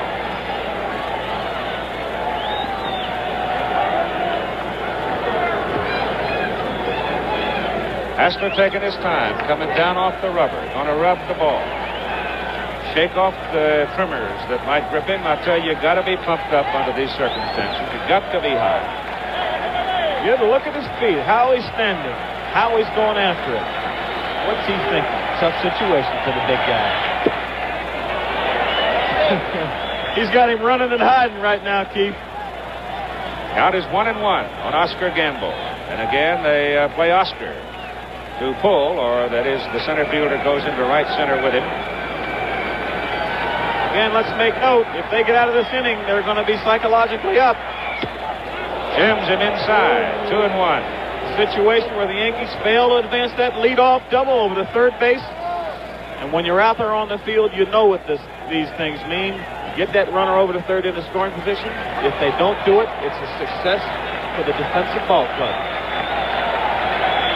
Chambliss off second. Hassler pitches. Gamble hits it foul down the left field line in the crowd. And Christopher will go back to second base. Mark Littell is the man right now in the Kansas City bullpen. Young pitcher that can really throw the baseball hard.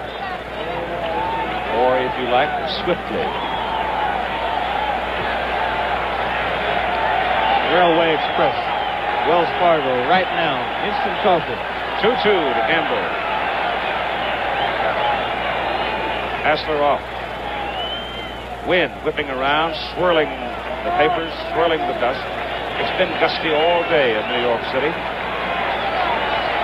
Sort of a sign that winter's coming. Pitch inside. It's full, 3-2. You see right there, he missed his target. Buck Martinez was sitting outside. Oscar Gamble moved back off the plate from an inside fastball. 3 runs, 5 hits, no errors for the Royals. 4 runs, 7 hits, 1 error for the Yankees. Yankees at bat in the bottom of the 5th inning.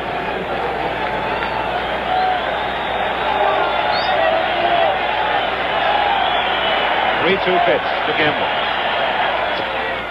Check swing, roller, let it go, it'll be foul, and Hassler scoops it up the moment it goes outside the chalk line. He's tough. He keeps you off balance, as I said before, and you haven't really seen Oscar Gamble or any of the left-handed hitters have a real good full cut, a good swing off of this guy. Chambliss, double. He's annoying. He's uncomfortable. And Chambliss hit the first pitch for a double. You know what? As big as he is, and as strong as he is, and as athletic he is, his wife, Deborah, can run him on the golf course. She is a good player. Yes, from Arizona. Yes. Right. A pretty blonde. Full count to Gamble, and Oscar again comes back away. Late umpire Art French calling time. Chris Chambliss at second base, 2 out.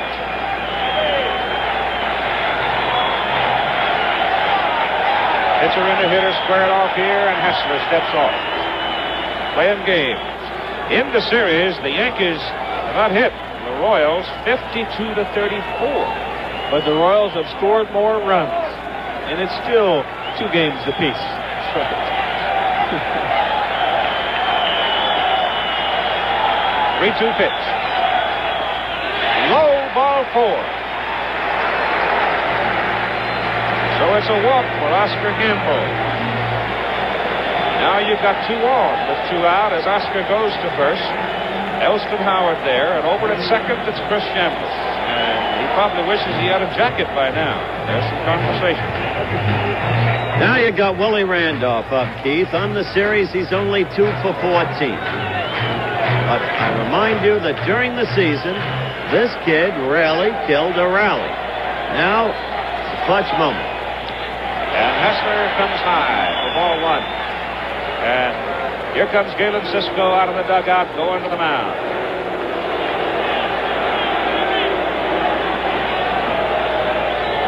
Go out and talk to him right now. Tell him to settle down a little bit, big guy. You got good stuff. Throw the ball over the plate. Give yourself a chance. You got no chance if you walk guys and give them free passes and put them on base. Make them hit the ball. Don't lose. Make them beat you. Make them hit the ball. But make them hit them at somebody. Try to. Give your team a chance to help you. Littell remains active in the Kansas City bullpen. A ball 1 count on Willie Randolph with Chambliss at second, Gamble at first. And Hessler is outside the pitch. The temperature now in the low 50s. May get to the 40s before the game is done.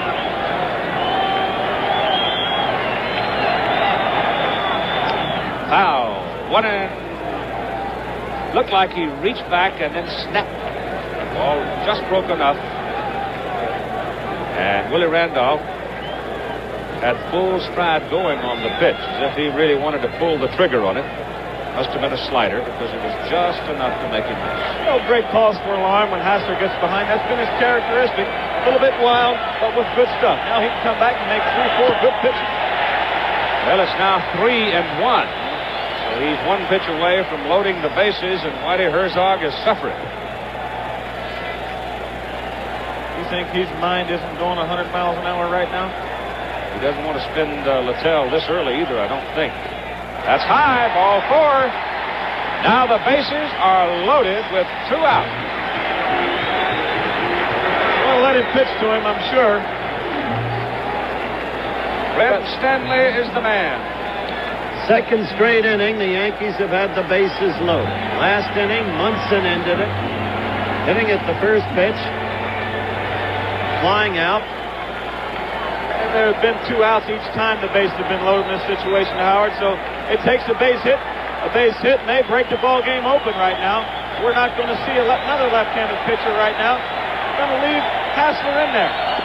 Strike called as he throws the fastball to Stanley. They've got left-handed hitters coming up again. Mickey Rivers, and of course it doesn't make any difference if you make a change because behind him you got Roy White. There's only 1 more left-handed pitcher out there in the bullpen for the Royals, and that's Steve Mingora. Then they need him later on in the ball game. Strike 2 to Fred Stanley. So Hessler now, having trouble with his control, throws 2 bullets to Fred Stanley and gets him 0-2 with the bases full and 2 out here in the bottom of the 5th inning. He can be wild, and again, he can come back and make some perfect pitches on you. He's got great stuff. Now let me see it. A 2-strike pitch. High. There are your Yankees on base. Chris Chambliss is at third base. Oscar Gamble's up at second base, and Willie Randolph's at first.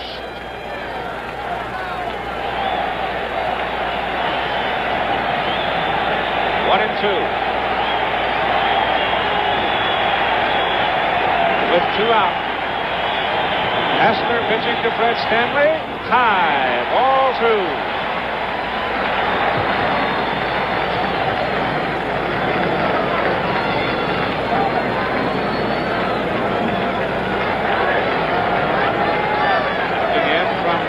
Field from the corner. 2-2 hit from the right side. Line drive at Rojas, and Cookie grabs it to end the inning. So the Yankees leave the bases loaded, leading the ball game 4-3. We'll be back with more after this word from our local station. We're back at Yankee Stadium as we move to the top of the 6th inning. The score is 4-3. New York leads Kansas City. Keith Jackson along with Howard Cosell and Reggie Jackson. There's the line total in the ball game so far, the line score. You can see the Yankees have out hit Kansas City, but the Royals still within reach. And here is young Tom Poquette to lead off. Point to be made is that the Yankees have 7 hits, 4 bases on balls. They have left 8 men on base. This game, certainly up to this point, with the Yanks still ahead, resembles the pattern of Sunday night's game. Poquette looks at the pitch from Ed Figueroa. Low ball 1. George Brett is on deck, and then will be the cleanup hitter, John Mayberry. This guy's used to leading off innings, hitting .337 leading off innings. Keith, I'm sorry for walking on you. Right. 1-1. Boy, that wind is cold. You know that? Winters are coming to New York. Howard, you better get a heavier coat. Taps it over the mound. Over for it is Randolph. Throws him out. 1 gone.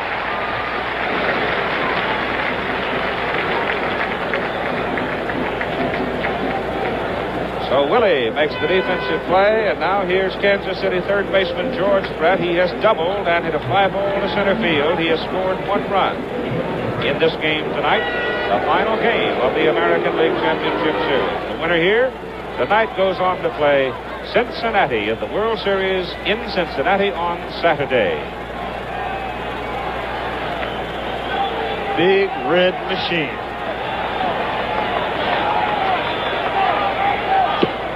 Figueroa's fastball is high. George Brett said he doesn't look to hit home runs sometimes, but in a situation like this, they're 1 run down, and he hits Figueroa so well, just maybe. Goes away from him. It's 2 balls and no strikes. Grant Jackson is in the Yankee bullpen, and Mark Littell in the Kansas City bullpen. An ideal situation. The count is 2-0. There you see Thurman telling them to keep the ball down. Keep the ball down.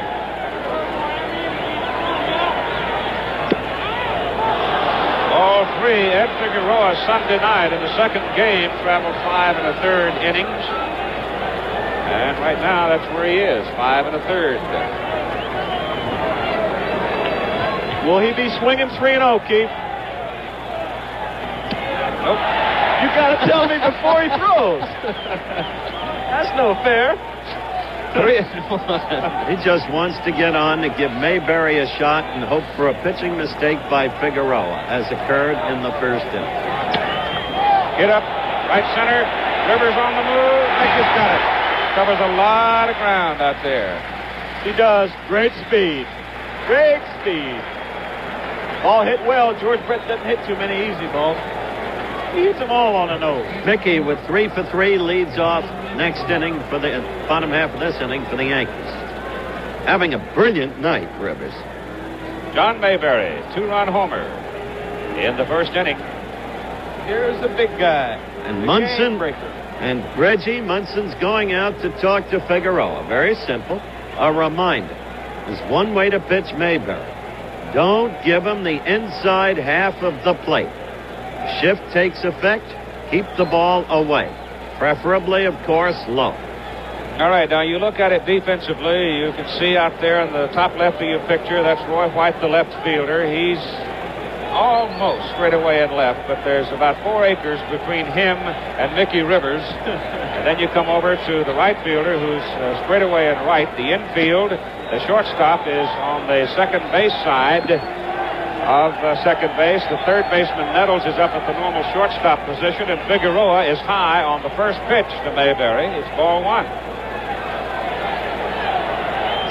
That one is also High again, Keith.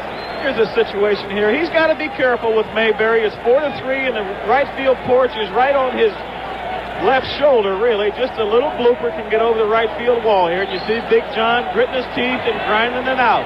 He can't be swinging for a little blooper or going to left field. He's got to go for the marble. And he got low there. And John's got to do it.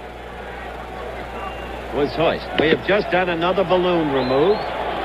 I was talking to Charlie Lau about how far John appears to be standing away, and Charlie said, well, last year he hit a ton, stepping forcefully into the pitch, and there's a shot. Going toward the corner, it is off the wall. Good play by Gamble as he holds into a single. He hit it so hard that all Oscar had to do was turn around and play the ricochet. Well, you see the expression of Mayberry. Nice play by Oscar Gamble off the wall, and an outstanding throw. This ball's hit so hard. Fastball inside. Hit it hard enough to be a home run, but he didn't get it up enough. Off the 310 sign, and a good play by Oscar, holding Big John to a single. Well, you know how bright, how astute Billy Martin is.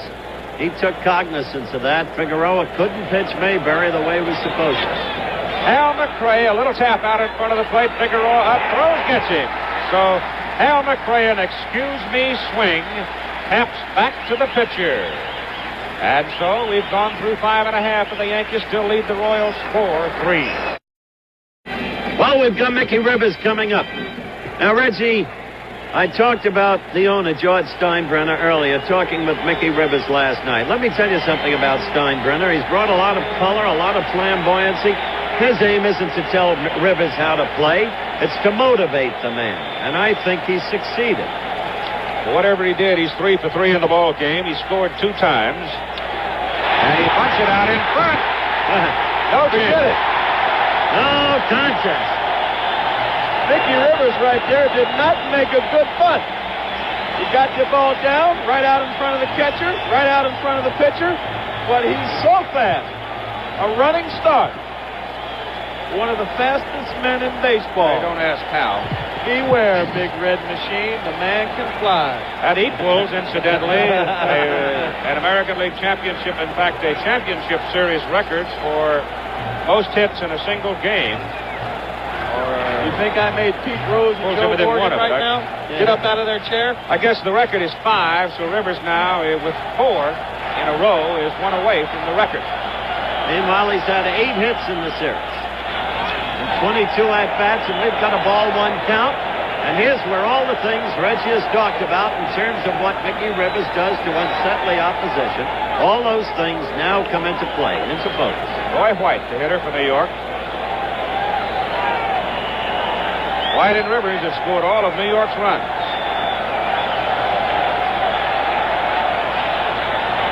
Bunch the ball.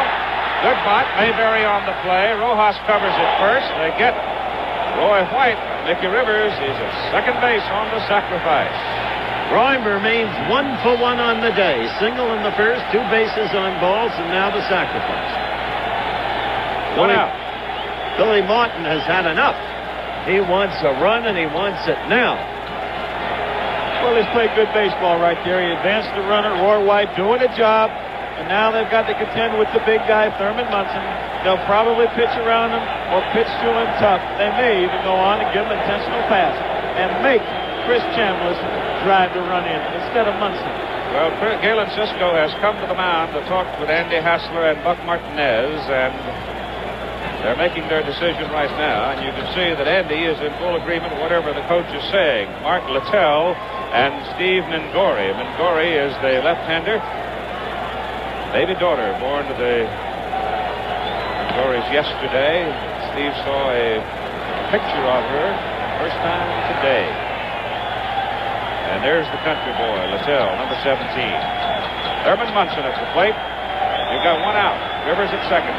I don't think I've ever seen a manager get more out of his roster than Whitey Herzog has gotten out of his in this series, Reggie. He's been a brilliant manager. Done a great job overcoming the injuries. I don't think they're going to pitch to Munson. They're going to pitch around him. If he hits, he's going to have to hit a bad pitch. They pitch to him. They're crazy. Well, they just zipped the fastball over the inside corner for a strike. 91 miles an hour on that pitch. He's not making that $150,000 for nothing. that what Thurman's making? If he ain't, he's spitting on it. You're with it, man. Rivers off second base. Hits it to right. Base hit. There comes your insurance run around third base. Munson digging for second. He's out. Herman Munson trying to go to second. He is thrown out by Hal McRae, but Nicky Rivers scored from second base, and the Yankees lead it 5-3. I say to yourself, why watch this TV game sitting at home? Why did Thurman Munson go after that? Why did he try to stretch it into a double? There you see him going with the pitch, as he's done so well all year long. He's done the last couple of years, driving in 105 runs. If he's on second base with one out, they don't have to waste time or waste another out getting him over to second base. It's a good play to try to get over to second base right there, and it takes a perfect play, a perfect throw to get him. Thurman came back to the dugout, though, and he said, who said McRae couldn't throw out of that right field corner? He shot him down. All right, Keith. Thurman Howard Munson has just connected his 10th hit of the series. Howard said he couldn't throw. Now, you were right. They were crazy to pitch them. Look at Mickey go. Got the go sign from Dick Hauser, never looked. Just checked his coach and came on in. 2 out now. The bases are empty for Chris Chambliss as the Yankees build the lead to 5-3 here in the bottom of the 6th inning. Andy Hassler being pummeled a little bit by the Yankees here. Munson 10 out of 22 on the series, a new record in total hits in a championship series. Sorry about that, Pete Rose. High. Petey doesn't mind. He just wants to win. He's throwing things around his house right now. No, he's in Johnny Bench's restaurant. Would not be throwing around the house. Carroll will get after him. There's a strike. 2-1 to Chambliss.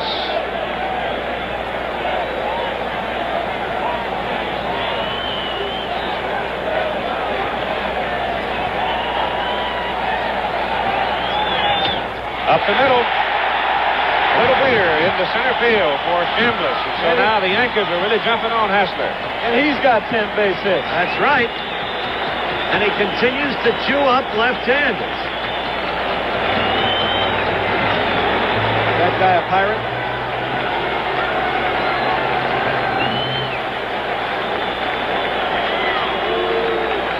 Now with Chambliss on first base. No movement in the Kansas City dugout, though Roy Herzog and Cisco have talked again, and Whitey's pacing. Reggie Chambliss is 10 out of 20. 500 on the series. That's what you call scalding the ball. And 7 RBIs on the series. Now, who's the most valuable? Now, that's why there's some question on this ball club as to who is the most valuable player. Both of these fellas, Thurman Munson, along with Chris Chambliss, along with Mickey Rivers, that's right, have exemplified or showed you the reasons why they are being considered all in the running for the most valuable player award. Who do you give it to? Carlos May takes high. Ball 1 from They've all been outstanding. Whom do you give it to? I don't want to get in it. You raised the question.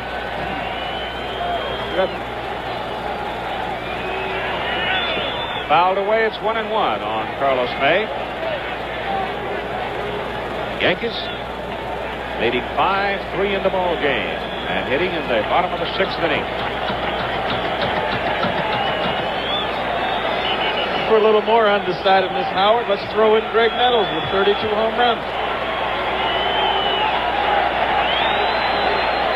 1-1 pitch. There goes Chambliss. Swung on and missed. Throw to second base. Safe. Look at the big man move it. He didn't have a particularly big lead. He just simply took off and made it. Good slide. Fadeaway slide. Now with 2 outs, Chambliss out at second. The base hit gets scoring. Carlos May up there as you see the replay looking in from center field. And it's 1-2 on the batter, May. Little tap. George Brett charging at third base. Throws in the dirt. Everybody can't handle it. Here comes Chambliss to the plate. Yankees. That's a big run. That's the biggest run of the ball game right there. It gives them a 3-run lead. Right. And it now takes 4 runs for them to get beat. So that's the biggest run in the ball game. That's right. Suddenly the Yankees have totally capitalized. Billy Martin and his people using the running game that served them so well. Let's take another look. Little tapper by Lee May. Carlos May, forgive me. I was suddenly with Reggie Jackson's club. And John couldn't hold on to the ball. Thrown into the dirt. Error on the third baseman. The third throwing error on George Brett in this series. Now it is a 6-3 ball game, and we've got time called as the umpires and the ground crew and everybody out there has to take a moment to help clean things up again. So George Brett charging that little tapper at third base, could not get the throw on the money. Mayberry, who is as skilled as anybody in digging them out, could not come up with that one cleanly. And Chris Chambliss running on the tap came in to score. Tough play right there for George. He hurried himself a little bit. Didn't have to quite hurry that much because it appeared as though he had plenty of time. Make an error like that, George knows what he's done. I believe it'll just make him a better hitter the next time he comes to the plate. Well, the Royals are going to need a little hitting because they're now down by 3.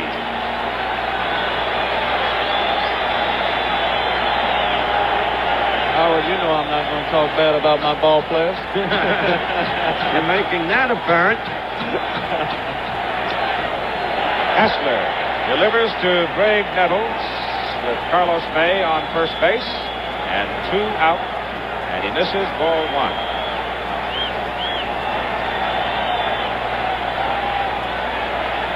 It runs through your mind. Make a mistake like that, you know you want to try to make up for it. Carlos is called off the bases, and obviously we're going to get a runner.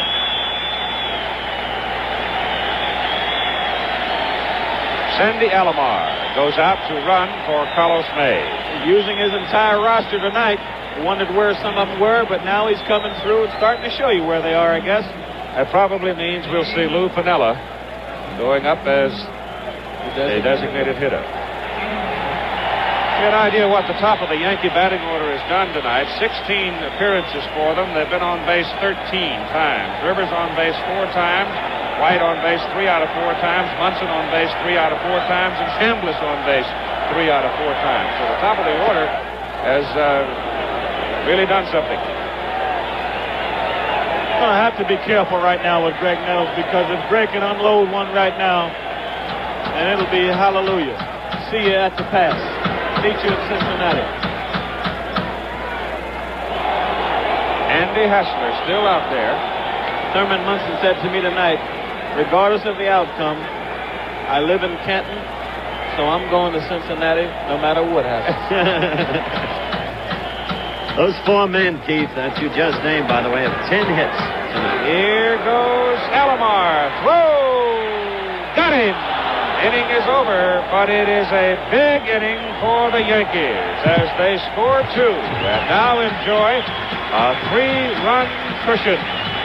After 6 innings of play, the Yankees 6 and the Royals 3. Manager Sparky Anderson, whom do you want to face? I don't care which one we play. I think they're both outstanding ball clubs. But to be in the World Series, I wouldn't mind if we played the Nankai Hawks over in Japan.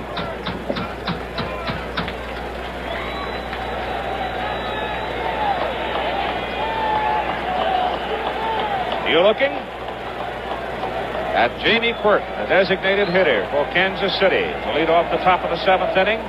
Then Cookie Rojas, Red Patek, Buck Martinez would be the 4th hitter. Jamie Quirk in the ball game. Fly ball to left. Grounded out to short.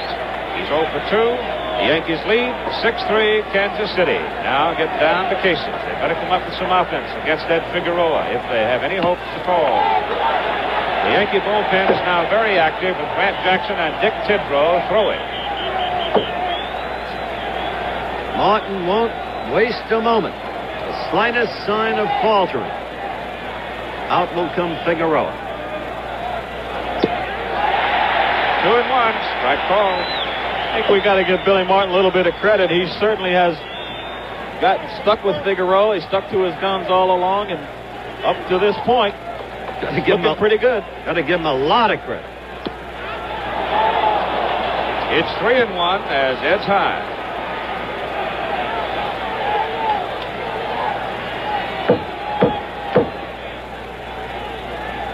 Talk about the fiery, feisty Billy Martin. He's shown me a lot of class the last couple of days. Hard shot. Chambliss fields it at first base. Chris Chambliss leaving his feet. Pulls it down. Watch the quickness of the big guy at first. No chance for indecision. Bang, bang. Stick your glove up and hope it's there. And hope it doesn't rip your head off. Looked into his glove to make sure. How to believe it. See it to believe it. Otherwise, it could have been 2 for Burke. Cookie Rojas fakes curve. Strike 1. Figueroa's moving along quite easy right now, setting a nice pattern. He's got everything going for him. 2.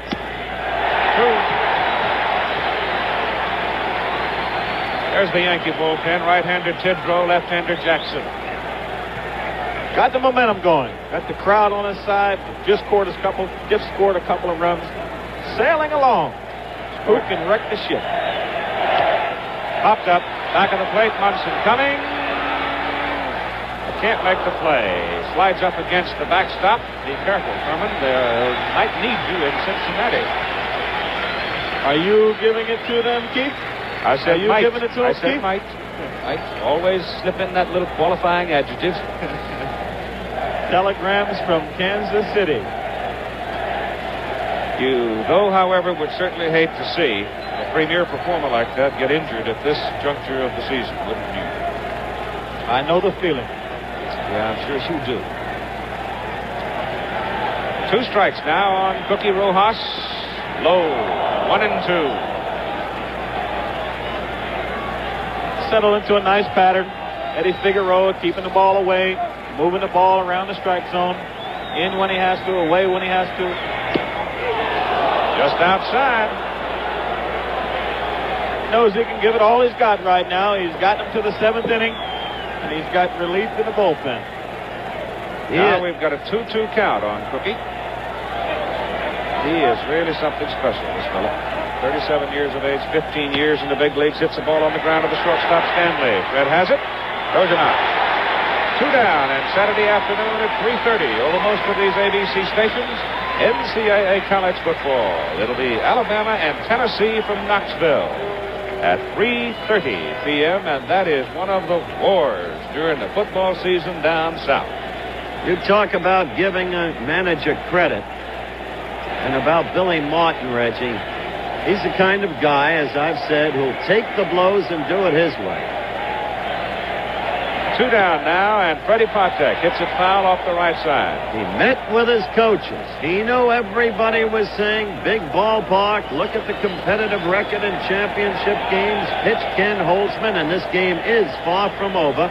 But that fellow right there, in discussions with his coaches, they said, Figueroa, he's won 19 for us. Billy went with him. And if he gets knocked out now, he has done his part of the bargain. Figueroa has produced. So Martin has proved out. He has yielded 2 singles in the last 16 batters for Kansas City. 1-1 count to the Royals shortstop. Now 1-2. Freddie takes a strike. Matter of fact, Reggie, he looks sharper now against the right-handed batters than he's looked all game. He looks sharp right now. He's got his adrenaline flowing, and you can sense it in Yankee Stadium right now. The crowd getting a little anxious, and the people in New York, of course, anticipating all the time. Hard shot, third base. Nettles knocks it down. Stanley picks it up and throws. Goal. Got it! How about that? Close play. He did get it. No, didn't. It was hit like a shot. Nettles just barely got his glove on it. It is a hit. The 7th hit for the Royals, and the batter is Buck Martinez, who is 2 for 2 tonight. He's single to right and single to left. He has driven in 1 run. Only the 3rd hit since the 2nd inning. Inside, ball one.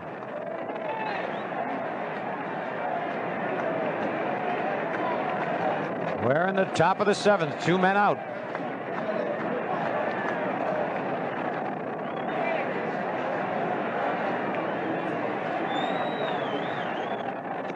High, 2-0. Potek has now hit safely in all 5 games. He joins Munson and Chambliss in that category. Figueroa taking a little extra time.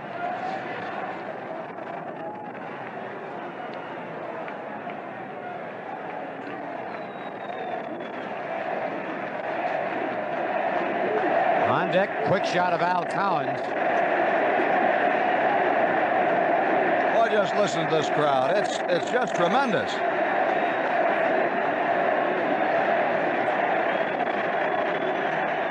Low, 3-0.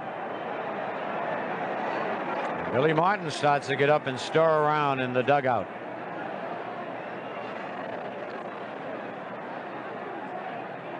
Strike one, 3-1.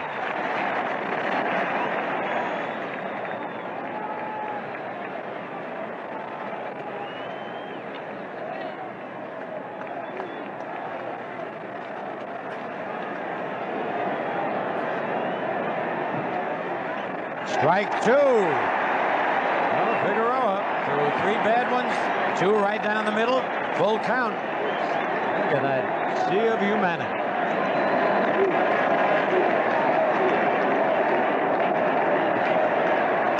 Fly ball, Roy White is right there. The man on the spot, Roy White.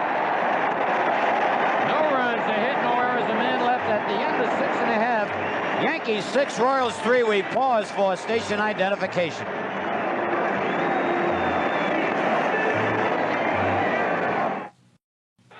To the top of the key, shoots, good. The pitch, a swing and a miss, strike 3. Ever want to watch 2 things that are on at the same time? Well, now you can, because Sony's revolutionary Betamax deck, which hooks up to any TV set, can actually videotape something off one channel while you're watching another channel. With Sony's Betamax, you won't miss a thing. A triple play. You've just seen a triple play. No, I didn't. You don't see those very often. You're the Pepsi generation. Come and have a Pepsi day. Come on, come on, come on and taste the Pepsi way. Come on, come on, come on and have a Pepsi day. Wrap a thirsty smile around it. Raise a Pepsi up and down it. Come on, come on. Come on, come on. Have a Pepsi day. Introducing the greatest Yankee hot dog of all time. No, not me, pal. This is the greatest Yankee hot dogs of all time. Colonial's Yankee Franks.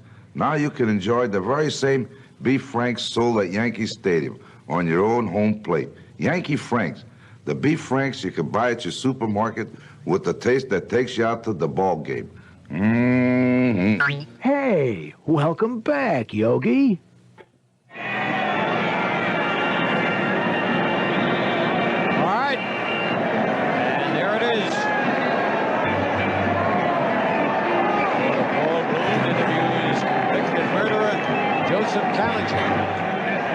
Film report on Action News after the game right here on Channel 11 Alive. And you talk about alive, this crowd is alive. Greg Nettles was at bat when Sandy Alomar was thrown out trying to steal. And we'll have to take time out as a streamer comes down from the upper deck. Nettles tonight has popped to short twice and popped to first.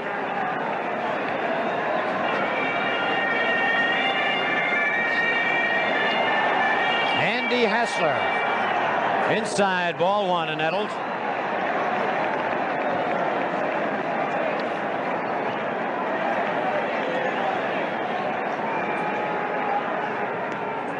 Blown away, 2-0. It'll be Nettles, Gamble, and Willie Randolph here in the bottom of the 7th. The Yankees in front 6-3.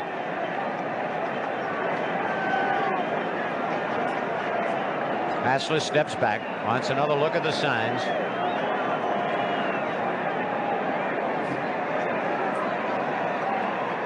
High, 3-0.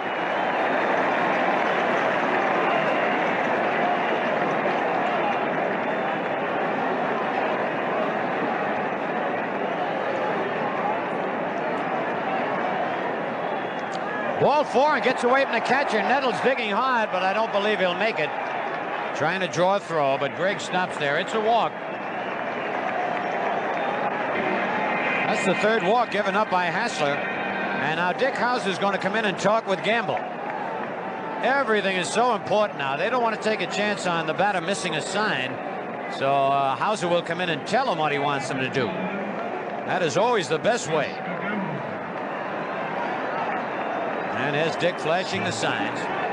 Now, Oscar is an excellent bunter if he has to be called on a bunt. Yankees leading by 3 here in the bottom of the 7th. And he's going to bunt. And he does bunt, a beauty. And Martinez throws him out, but a beautiful sacrifice bunt. That play going 2-4 gets Nettles down to second. Here it is. Look at Oscar just lay that ball down. You notice he didn't start running till after he had bunted the ball, which is the correct way to sacrifice. And now Whitey Herzog is coming out. And that's going to be all for Hassler, with a couple of right-hand batters coming in. Whitey Herzog is making a move. So Hassler will leave. And we'll have Mark Littell, the 5th pitcher for the Royals tonight. Hassler leaves. Ladies and gentlemen, coming in to pitch because this is inning number 17. So Littell getting a free ride in on the Toyota, which is pummeled by the fans, but just with paper. Can't do any damage.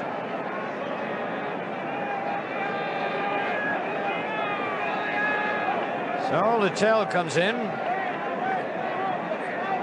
And let's see. We have seen Mr. Littell before. Matter of fact, this is his 3rd appearance in the championship series. He's worked a total of 3 innings, allowed 3 hits and no runs. He's walked 1 and struck out 2. So he's done very well in the series so far. He'll be working to Willie Randolph as Whitey Herzog. I tell you, Whitey pats him on the backside, and Whitey's a lot like Billy Martin. Neither one gives up. They play the game to the hilt, because you never can tell in baseball. All it takes is one break. Go your way and then take advantage of it. The Yankees have been doing that all night. A lot of people think you get a break and then automatically you score a lot of runs. But you get the break and there's the score. Yankees 6, Royals 3. But getting the break is only half the battle. Then you've got to take advantage of the break. Littell is a hard-throwing right-hander, kind of herky-jerky. Watch this. The way that right arm comes back. Bends a couple of different ways. Tough for the hitter to pick up that ball. And then he kind of shot puts it up there, but it moves a lot, and he throws what is referred to in baseball as a heavy ball. Breaks a lot of bats. The Royals broke on top in the first inning on a 2-run homer by John Mayberry. They picked up another run in the second inning, but that's all they got off Figueroa through 7. And then the Yankees picked up 2 in the first inning when Rivers tripled. White singled him home, then he stole second. Munson singled to left. Chambliss hit a sacrifice fly to tie the score. Yankees picked up 2 more in the third when Rivers singled, White walked. Munson singled to drive in a run. Chambliss bounced out to get in another run. And then the Yankees scored 2 more in the 6th when Rivers beat out a bunt. White sacrificed him. Munson singled to score him. Chambliss singled, stole a base, and scored on the error by George Brett. So that's the way we stand right now. The Yankees leading 6-3.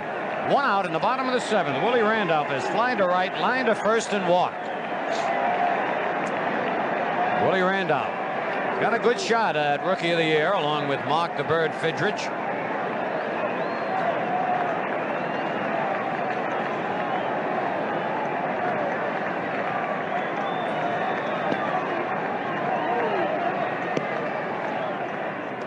Inside, ball one.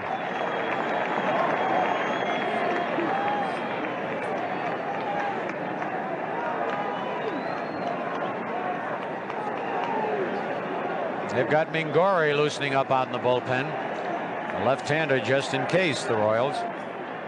Bounce it is short. Patek gets the big hop. Throws Randolph out. Moving over to third is Nettles. There are 2 away. There's Gregg at third. And the batter will be Fred Stanley.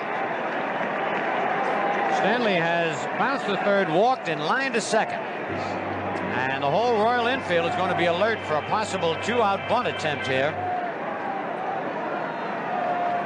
Stanley could try it. And also with Brett playing in at third and Mayberry shallow at first, Stanley's got a chance to hit one by him. 2 out.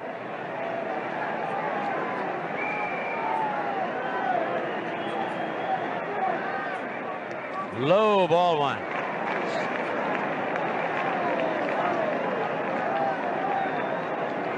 Yankees 6 and the Royals 3 in the bottom of the 7th, 2 men out.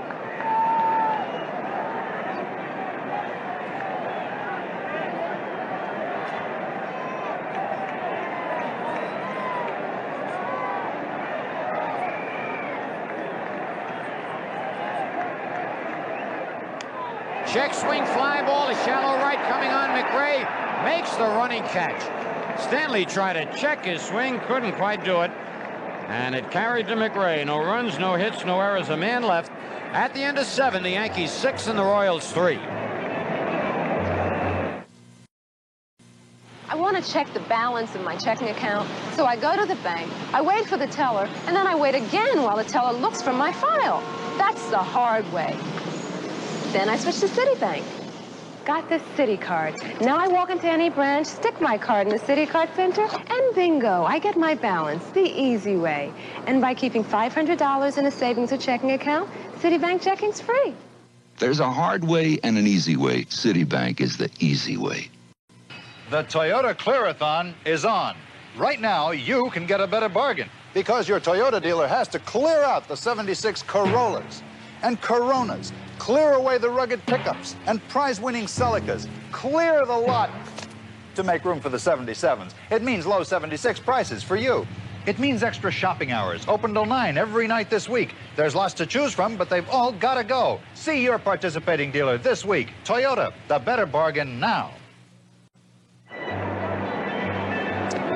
All right, we're back here at the stadium. We're going into the top of the 8th inning. Nobody leaving this ball game, that's for sure. And Figueroa will be pitching to the top of the Royals order. Al Cowens, Tom Poquette, and Ken Brett. Cowens is 0 for 3 in this ball game. He's bounced to second twice and hit into a double play.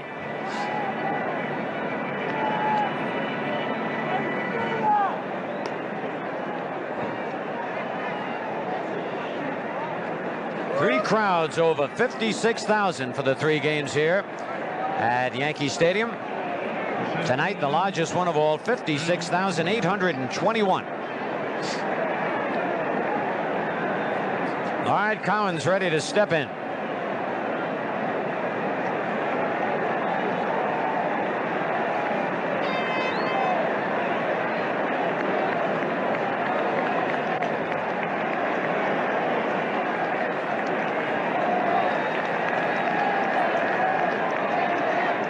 High and tight, ball one.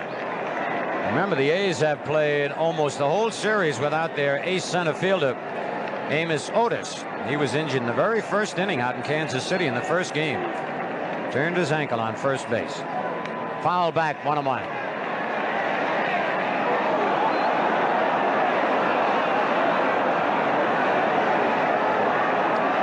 I tell you, this is like a Mardi Gras atmosphere here at the stadium tonight.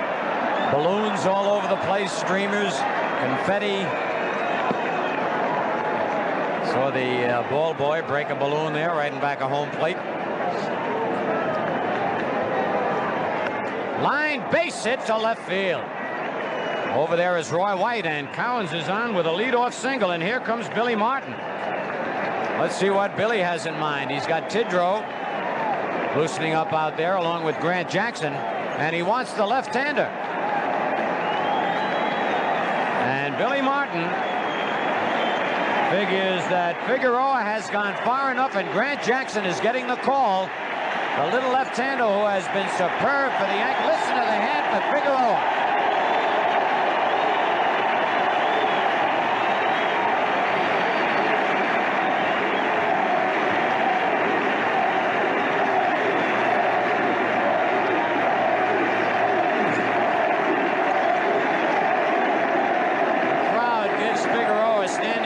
There he is, and he's got to feel happy about the job he did tonight.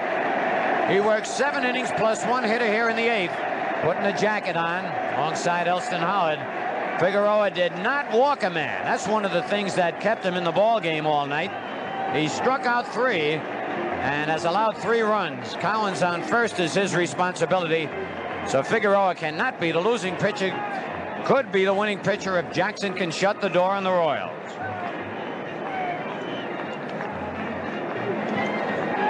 As Munson talks with Billy Martin, let's take a look at what Jackson has done. He's made 1 appearance in the series, pitched 2 in the 3rd innings, giving up 2 hits and 1 run. He's walked 1 and struck out 2. And Grant Jackson is coming on.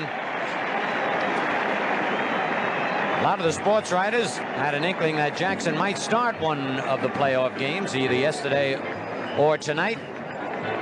But Billy Martin had different ideas, and he knows Jackson is ready. Doesn't take Grant long to get ready out in the bullpen. So Munson and Stanley talking. There goes Billy Martin back to the dugout. The Yankees leading 6-3. Nobody out in the top of the 8th inning. Yogi Berra, number 8. And Jackson will take his warm-up tosses.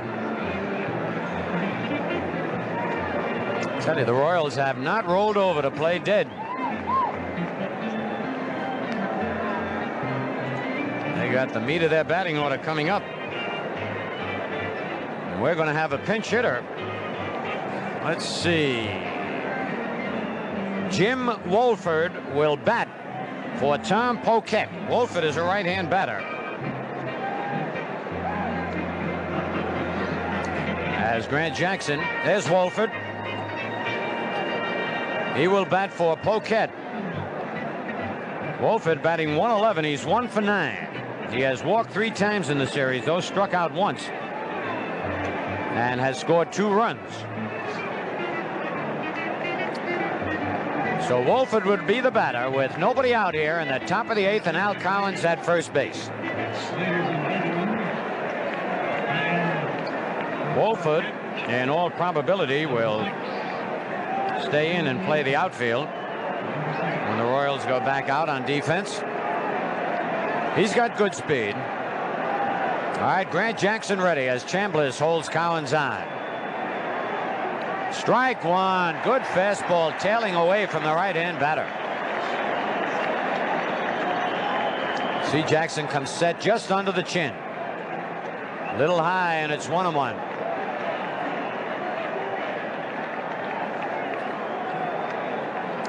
Collins has 2 stolen bases in the series, but he's not going anyplace now, trailing by 3. Strike 2, another ball that sailed away. 1 ball, 2 strikes. There it is. Watch this. Down and away.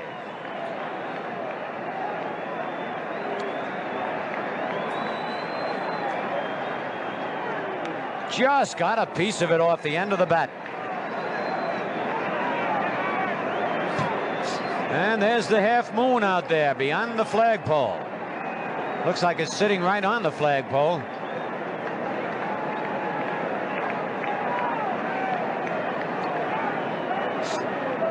One ball, 2 strikes to count. Nobody out. Top of the 8th, the Yanks in front 6-3. That's Collins at first, Chambliss in back of him. Little bit high, and it's 2-2. He tried to throw a breaking pitch, but it just wouldn't break. He had Collins leaning, rather Wolford leaning for the fastball.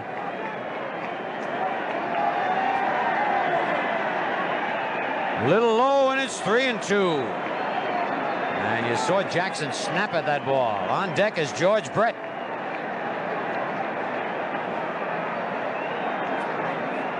Payoff pitch. Broken bat, fly ball, might drop in. Rivers coming, can't get it. Throw to second, not in time.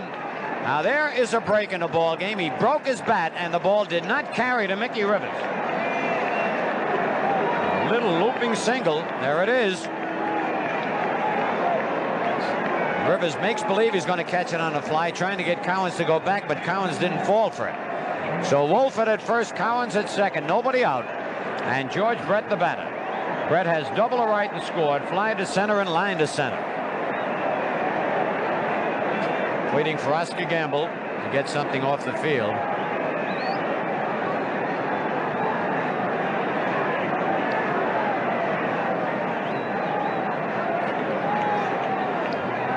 Looked like a pretty dangerous thing that Gamble threw in to the second base umpire, Joe Brinkman. All right, Brett the batter, nobody out. Yankees lead by 3. High, ball 1. On deck, John Mayberry.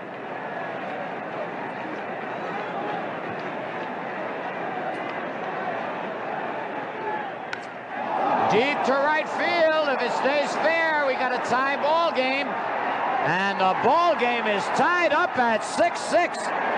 As Brett, normally not a home run hitter, hits one out, and we got a brand new ball game. A 3-run homer for George Brett. What a tough hitter he is. Jackson jammed him high and tight, and he got it just far enough over the 310-foot sign to tie it up. And we're all tied at 6-6.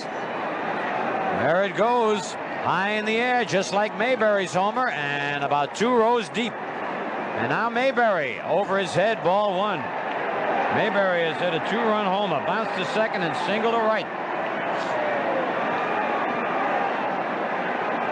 Unbelievable turn of events here in the 8th inning. Strike on the inside corner. And there's Brett getting congratulations. And the Yankee bullpen still hot. Strike 2 on an off-speed breaking pitch. A ball and 2 strikes. Billy Martin.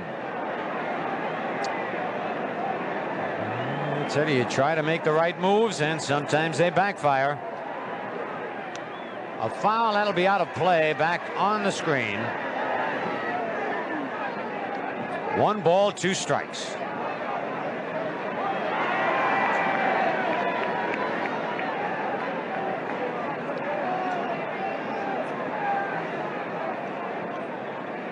Inside, 2-2. That Brett now has 8 hits in the series.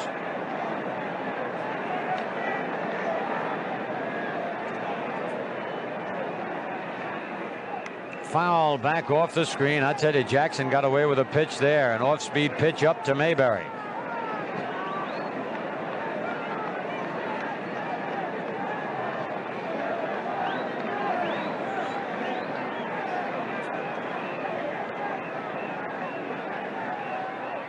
Check swing ground ball to Willie Randolph. Willie throws him out easily. That's the first out here. In the top of the 8th inning, tied at 6-6, and the batter will be Hal McRae. McRae is hitless tonight. He has struck out, popped to first, and bounced back to the box.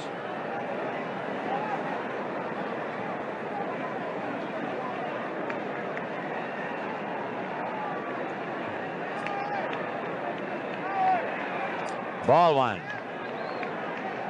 Tell you, nobody feels worse than Grant Jackson right now. What a job he's done for the Yankees. 1 bad pitch, and it's a tie score. That's outside, 2-0.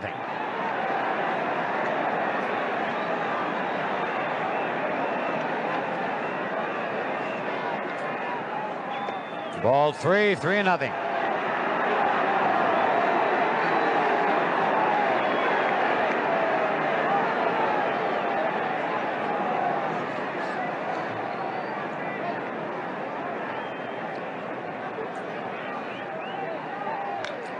3-0. He drills it to left. White is there, though. And Roy makes the catch. They gave McRae the green light on 3-0. And he got all of it, but not quite high enough. Lines out to Roy White. 2 away, and the batter will be Jamie Quirk, who was lined to left, bounced to short, and lined hard to first.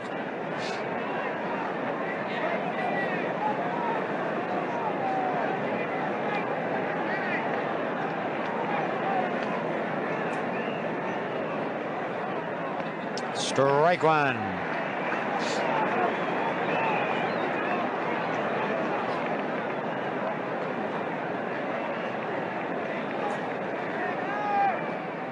Strike two. Swing and a miss at a breaking pitch.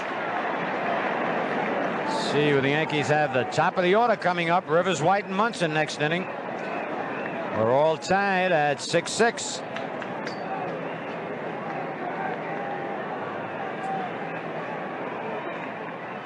Inside, a ball and 2 strikes.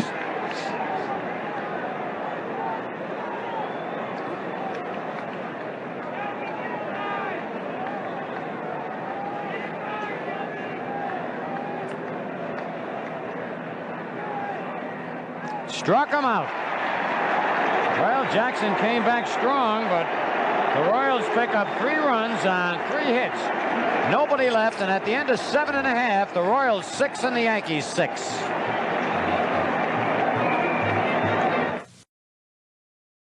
Before it becomes profit, a lot of things eat into every crude and petroleum product sales dollar at Chevron. Acquiring oil takes a big bite. So does refining, delivering, paying expenses, plus uncle. Last year, out of each sales dollar, Chevron was left with about 4 cents profit. Part went to shareholders. The rest into new exploration, research, and a lot more. Putting profits back to work. That's the Chevron way. Toyotas are popping up everywhere, and they've become America's top-selling import.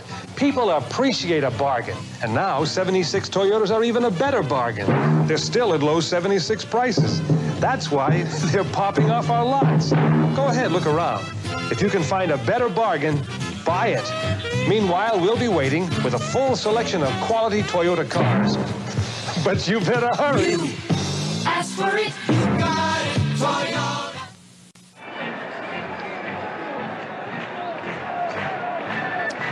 All right, Jim Wolford remains in the game in left field. He came through with a big pinch hit, broken back single to center field. There he is. And he remains in the game in left field. So we got a brand new ball game, but the Yankees, there's Mickey Rivers. He'll lead off. It'll be the 4th time in the ball game that Rivers is leading off. And he is 4 for 4. He has tripled and scored, singled and scored, singled, and beat out a bunt and scored. So Mickey Rivers has come up with 4 base hits in this ball game. He now has 8 in the playoff series. Mark Littell on the mound. Both managers pulling out all stops.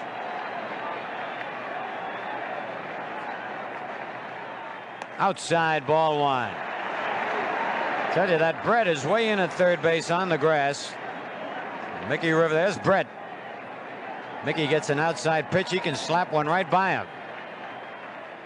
High ball 2, 2-0.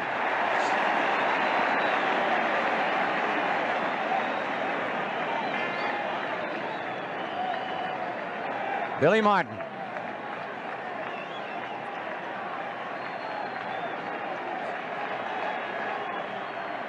Strike 1. Mick was taken all the way. Trying to get a base on balls. There's George Brett at third. In on that grass.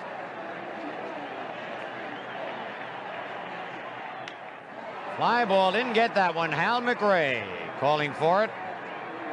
And that's the first time they've retired Rivers tonight. 1 away, and now Roy White. Roy is 1 for 1. He singled in the first, the drive in a run, stole a base and scored, walked in the third and scored, walked in the fourth, and sacrificed to help build a run in the 6th. 1 man out, bottom of the 8th, 6-6 to score. Time is called to wait for Bill Haller, the right field umpire, to get back in position.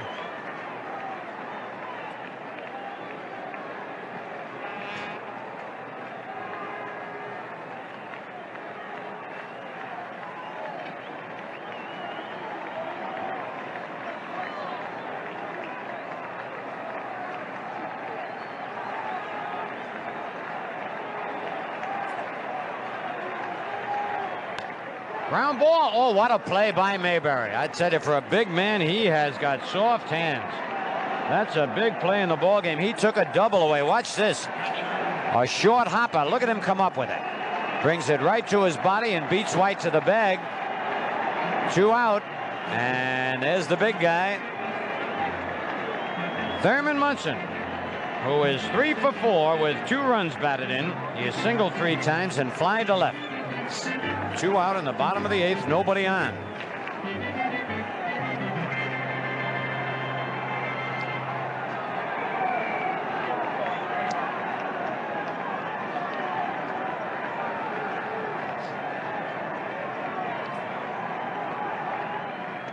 Oh, Thurm going for the seats, missed a slider, strike 1.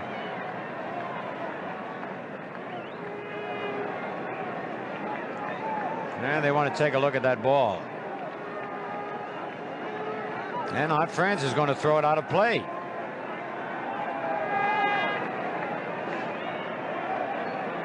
You saw Littell go to his mouth, but you can only do that if you're back on the grass off the dirt part of the pitching mound. Now he walks back up.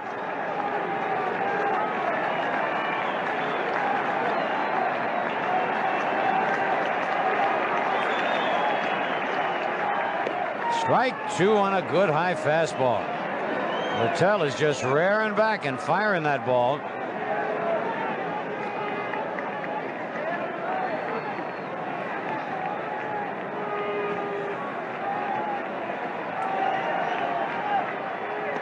Low, a ball and 2 strikes, and Martinez wanted that one. It's a sharp breaking pitch, but just a little bit low.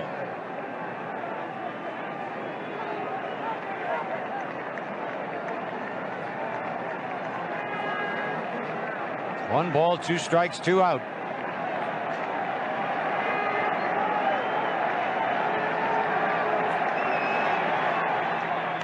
Foul upstairs and out of play.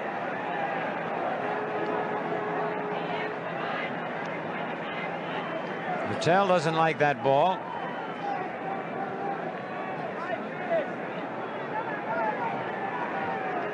If that was Don Drysdale, the batter would step out. Whenever Drysdale would go to his hair, figured he was trying to get a little Vaseline on the ball. 2 men out, nobody on in the bottom of the 8th, all tied 6-6. Struck him out. And Littell has done some job since coming on. 3 up, 3 down, and now at the end of 8, it's the Royals 6 and the Yankees 6.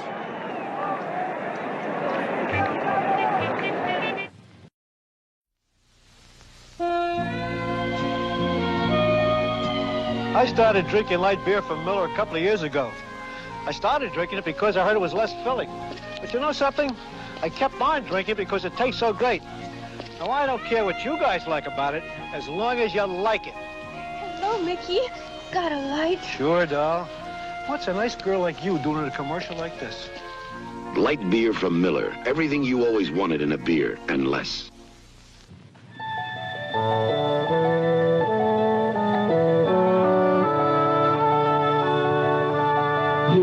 You're the one. A bright good morning to you. Good morning, America. McDonald's has a little surprise for you. A special McDonald's coffee mug. Free coffee mug with purchase of juice, coffee, and Egg McMuffin, or hotcakes and sausage, or scrambled eggs and sausage. Good at participating McDonald's in New York, New Jersey, and Connecticut till October 17th, 1976, while supplies last.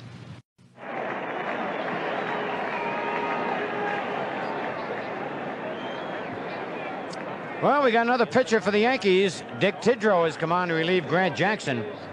Jackson pitched just 1 full inning, in which he allowed 2 base hits, didn't walk anybody, struck out 1, and was charged with 2 runs. So Ed Figueroa had a chance to pick up a win, will not be involved in the decision. Neither will Grant Jackson. It's up to Dick Tidrow and Mark Littell. Tidrow is making his third appearance. He's worked a total of 6 1/3 innings, giving up 5 hits and 3 earned runs. He's walked 3 and has not struck out anybody. And he'll be working to the bottom third of the order for the Royals. Cookie Rojas, Freddie Patek, and Buck Martinez. I saw Tidrow signal he's going to throw the slider. There's the big fella with the big kick. Gets everything behind his pitch. Hides the ball well.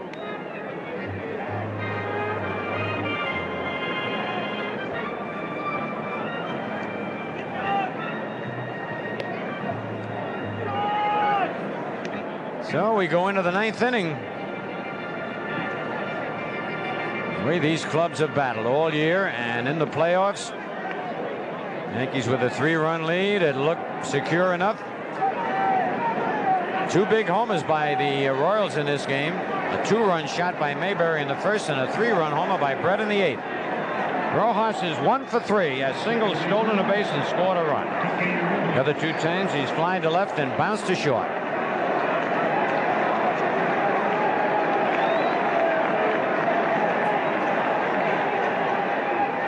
Ground ball right at Stanley. And the chicken throws him out. 1 away on 1 pitch.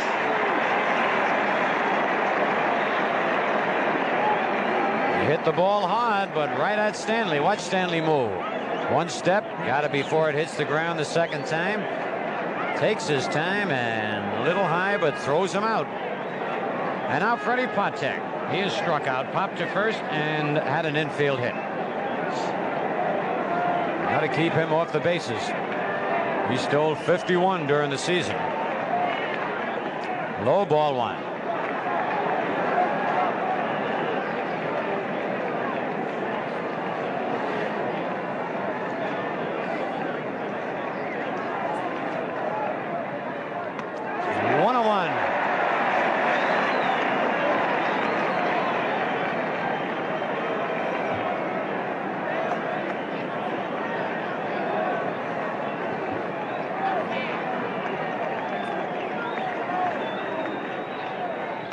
Foul off the mask of Munson. 1 ball, 2 strikes.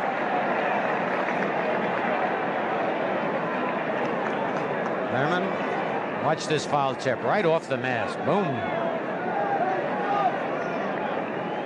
That'll give you a little headache. Ball and 2 strikes on Patek. 1 out, nobody on. Top of the 9th, all tied 6-6.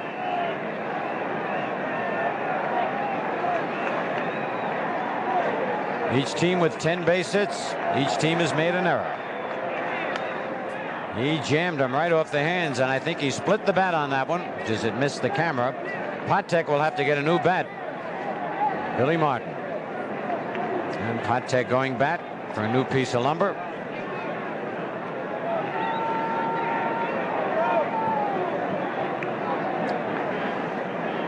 All players have all their equipment ready. They split a bat. Bat boy brings them one up, just like the one they split. Tear a spike shoe, they've got several pair. Glove, they've got other gloves. Uniforms. Once again, the 1-2 delivery will, and time is called. Tidrow took too much time, so Patek asked for time.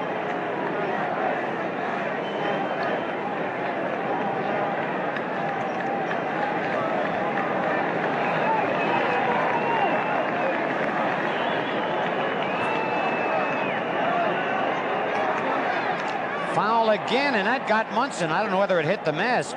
I think it got Munson below the mask. He is hurt. Got him in the neck. Oh, man, does that hurt. And Freddie Patek, now Billy Martin. They better get Gene Monahan out there. The ball missed the mask and the chest protector. There's barely room for that ball to get between the mask and the chest protector, but it did that time, and very seldom do you see Munson rub. He is an old Oriole back there, but he was hit hard. Watch this one now. This is a weird place to get hit. You've got the mask right down below your chin, the chest protector up right under your chin. And he fouls it off. Oh, you see Munson quickly reach up where it hit him. And it's a good thing it was on the side and not straight in on the Adams apple. And Gene Monahan, the Yankee trainer, making sure that Munson is all right. That is really going to be sore later on tonight and for several days. But I tell you, a win here tonight will take a lot of hurts away. Oh, Munson gets a big hand as he hangs in there. 1 ball, 2 strikes, 1 out. 6-6 the score. Both these teams so evenly matched. It's unbelievable. Tidrow's big job to get the Royals out without scoring, and then it'll be sudden death for the Royals. The Yankees come to bat in the bottom of the 9th.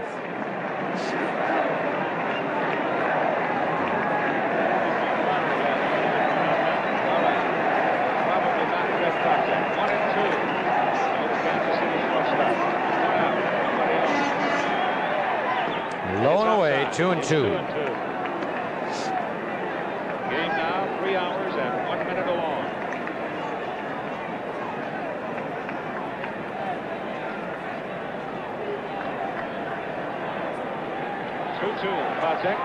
Ground ball is short. Stanley deep. He's going to have to hurry. And he gets a good play by Fred Stanley. That was a much tougher play than it looked like with the speedy Patek running. Watch this. He hits it in the hole. Now watch Stanley. He knows he's got to get rid of it quick. Sets off that back foot. Fires a bullet over to first, and they just do get Patek. Look at this. By 1 stride. Get another shot of Stanley.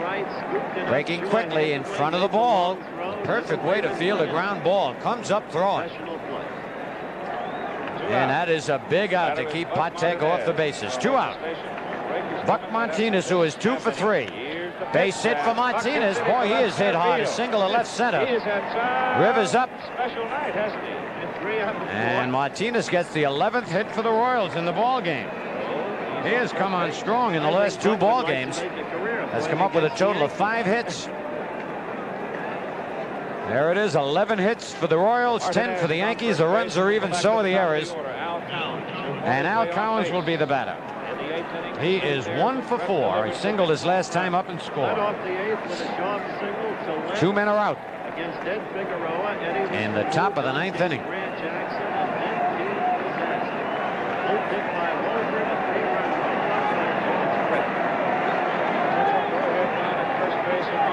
Low ball 1.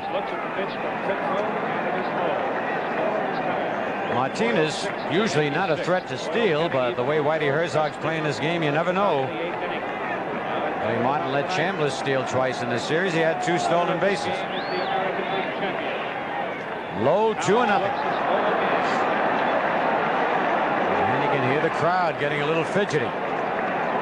These Royals have been unbelievable after 2 are out. Nettles really guarding the line at third base. Cannot give him an extra base hit here now. You'll give him the single, but not the double.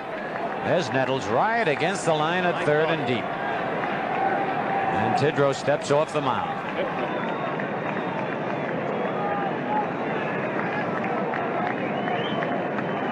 See Tidrow going over and over. That means he wants to look at the signs again. Wasn't quite sure.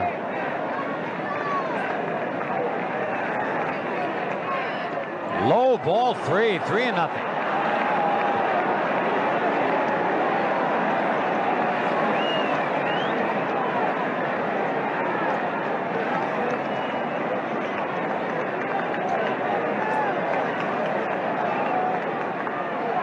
Strike 1, 3-1.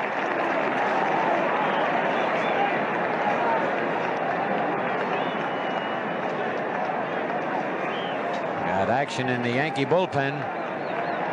Doyle Alexander and Sparky Lau. Low ball 4.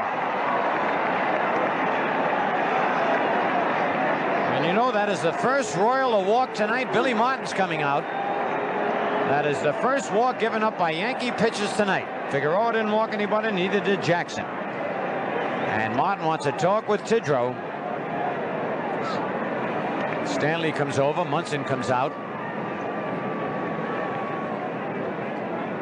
And meanwhile, the third base coach, Chuck Hiller, talks with Buck Martinez, the runner at second base, giving him some instructions as Billy goes back to the dugout. Yogi Berra calling White in left field, and Rivers. Gamble is shallow already. Wolford pinch hit in the 8th inning, came up with a clutch base hit. Ball one a little low. Well, George Brett is on deck. If Tidrow walks Wolford, he's out of the ball game for Sparky Lyle. Foul, that'll be out of play. 1-1. Back into the crowd. We're not going to see anybody leaving this ballpark. Out with a 6-6 ball game in the top of the 9th.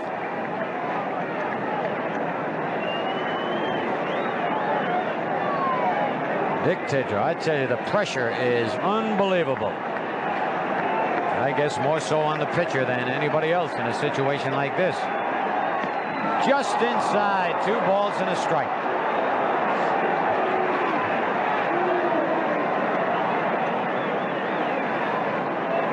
At second base, Buck Martinez. At first base, Al Cowens. Bouncer to Nettles. He's got it. Goes to Randolph in time. Just barely got him. Good play by Greg Nettles. I tell you, that Cowens can fly. Here it is again. And Nettles just gets it there in time before it hit the ground, and the throw just in. Oh, man, was that close. At the end of 8 1/2, the Royals 6 and the Yankees 6.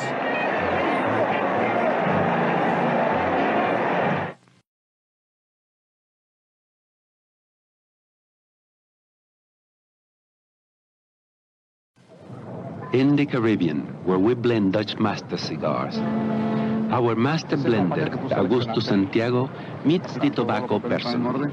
Before he accepts, he tastes it 3 times. First with his nose, then with his touch. Then he wraps a leaf around his cigar and tastes it with his taste. Now you know why a Dutch Masters like our president is worth more.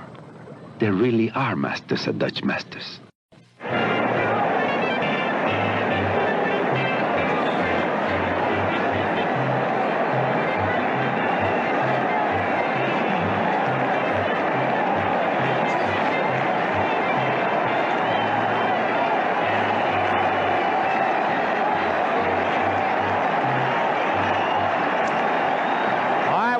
Last play now. This is so close at second base.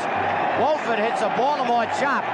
Nettles gets it before the second bounce, but goes to Randolph. Now watch how. Oh man, it looked like Cowens had his foot on the bag before Randolph got the ball, but there was no argument. Cowens stood there with his hands on his hips, but did not argue. So we go into the bottom of the 9th, and it'll be Chris Chambliss leading off. Sandy Alomar is on deck, and then Greg Nettles. And as I mentioned before, this is sudden death. If the Yankees score here, the Royals don't get another chance. And Chambliss has been a big man tonight. A sacrifice fly to drive in a run. A ground out to drive in a run. Double to right center. Single, stole a base and scored. Number 10, Chris Chambliss. Chambliss has 10 base hits in this series. He and Thurman Munson have broken the record for total hits in the championship playoff series. We're waiting now to clear some debris out in right field. And Chambliss blowing on his hands, getting a little chilly. Mark Littell continues to throw, and they continue to throw stuff on the field, which is something the fans should not do. It just delays the game.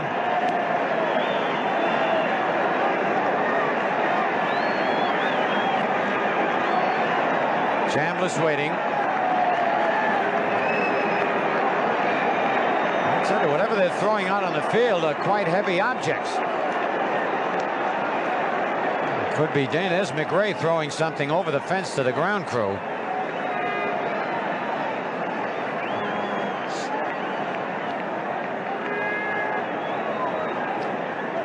This could be very serious. The umpires could make an announcement that if the fans do not stop throwing debris on the field, we saw this in one other game, where the game could be forfeit to the visiting team. And now the umpires are huddling. And I imagine they might try to get some announcement over the PA system. Bill Haller and Art Franz, and I believe that's what they're going to do. Art Franz, the plate umpire, is going to come over and ask Billy Martin to get the PA announcer to make an announcement. And Billy Martin's going to do just that. And it's no more than fair, because it is dangerous to the opposing team out in the field.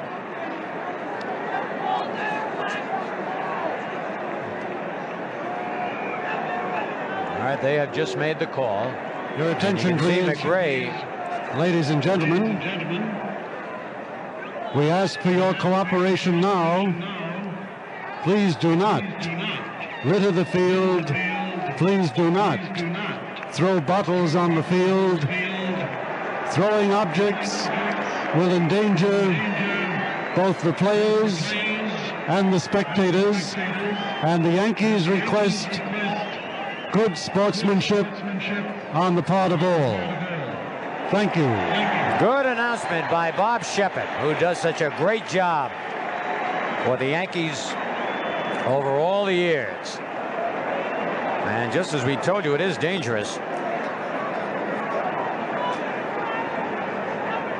So they're still clearing some debris off the field. That's got to be a little rough on Littell.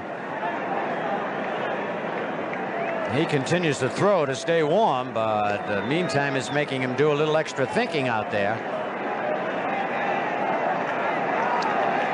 All right, we're about ready to go now. Chris Chambliss walking in to lead off here in the bottom of the 9th inning. A 6-6 ball game.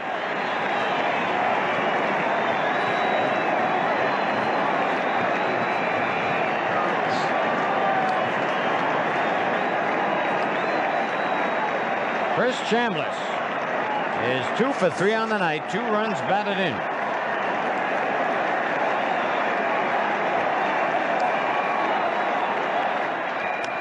He hits one deep to right center. That ball is out of here. The Yankees win the pennant. Holy cow, Chris Chambliss on one swing. And the Yankees win the American League pennant. Unbelievable, what a finish. As dramatic a finish as you'd ever want to see. With all that delay, we told you Littell had to be a little upset. And holy cow, Chambliss hits one over the fence. He is being mobbed by the fans. And this field will never be the same, but the Yankees have won it in the bottom of the 9th, 7-6. And on the scoreboard, they're flashing, we're number 1. And I want to tell you, the safest place to be is up here in the booth. An unbelievable season and an unbelievable ending to one of the greatest years the Yankees have ever had under the direction of George Steinbrenner, Gabe Paul, and Billy Martin. Here it is again. Watch this swing. Chambliss has driven in 3 runs with a single, a double, a homer, and a sacrifice fly. And the fans are going berserk. The ball disappears. There it goes. McRae tries to jump and get it, but he's not tall enough. There he's up in the air and back for a home run. And I'm telling you, what a finish. Unbelievable. Both teams, neither team, I tell you, gave up. Whitey Herzog had his Royals bounce back after trailing 6-3. To tie it up on a 3-run homer by George Brett. And they are replaying the home run again by Chambliss. That's what all the screaming is about. Banners all over. Yes, we did. The Yankees are number 1. Here it is. I tell you, my sides hurt. My head aches, but what a great feeling. The Yankees have won their first pennant since 1964. And they'll meet the Cincinnati Reds. Look at this shot from up above. The playing field is just covered with fans. They are going wild, trying to get souvenirs. No chance to get the bases or the pitching mound. And I tell you, these are the happiest Yankee fans you have seen. And once again, we see Chambliss hit this. And there it goes, no matter how many times they replay it. Now watch Chambliss as he tries to make his way around the bases. The fans are coming out. Oh, he gets knocked down. He gets up.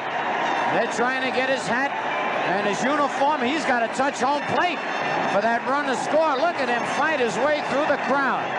They mean well, but they could hurt Chambliss, and the Yankees need him for the World Series.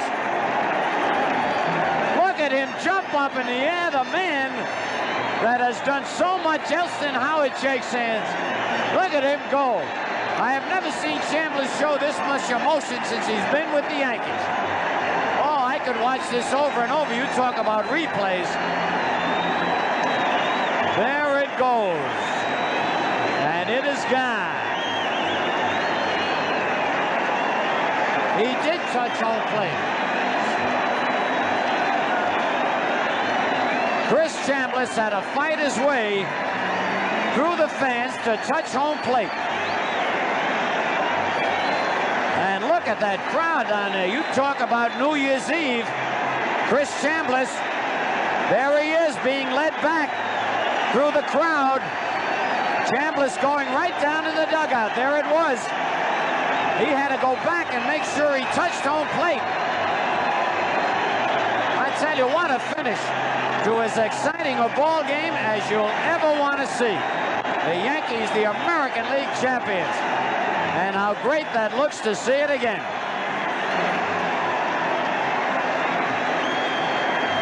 And we'll be right back after this.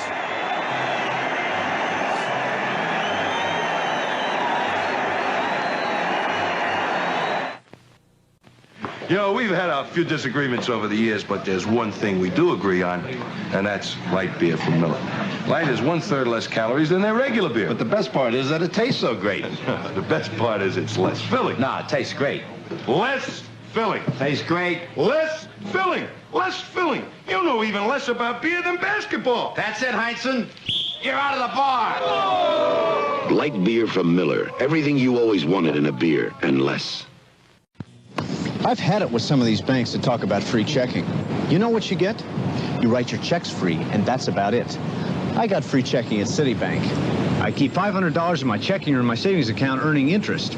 I get free checking and a free Citi card so check cashing's easier. A Citi card center so checking my balance is easier. My pick of hundreds of Citibank branches so everything's easier.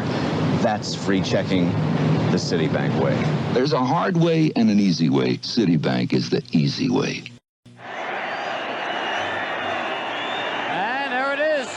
American League champions. The crowd still on the field and getting bigger and bigger. The excitement is unbelievable. Too many kids are getting on that screen, as you can see in back of home plate. Hate to see that thing give way. All the kids yelling, "We're number one, we're number one." They're number one, but they better get off that screen. A tremendous sight. Nothing the police can do. They're just going to have to let all these fans get it out of their system.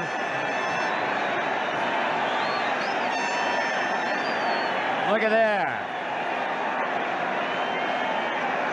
That's way out in center field. That's about the only place that there's room. But from home plate out to short center field, a mass of humanity. The Yankees have won the American League pennant. They bounced back like true champions after being behind, went ahead and saw the game tied on a 3-run homer by Brett, and then come back to win it on a home run by Chris Chambliss.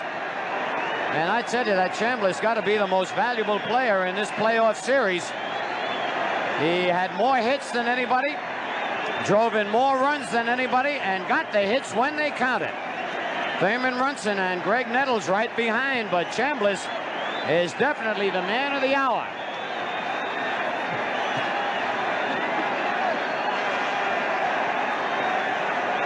I tell you, I have never been so happy in my life. For Billy Martin, who did an outstanding job. We're going to look at it again. And Chris Chambliss home run for about the 10th time, but it looks beautiful every time I see it. McRae made a great try for it, and look at how dejected he is. And again, we watch Chambliss fight his way through the crowd. He's around second now, shaking hands with the fans. And they continued. I mean, it's been such a long dry spell for the Yankees that it's unbelievable.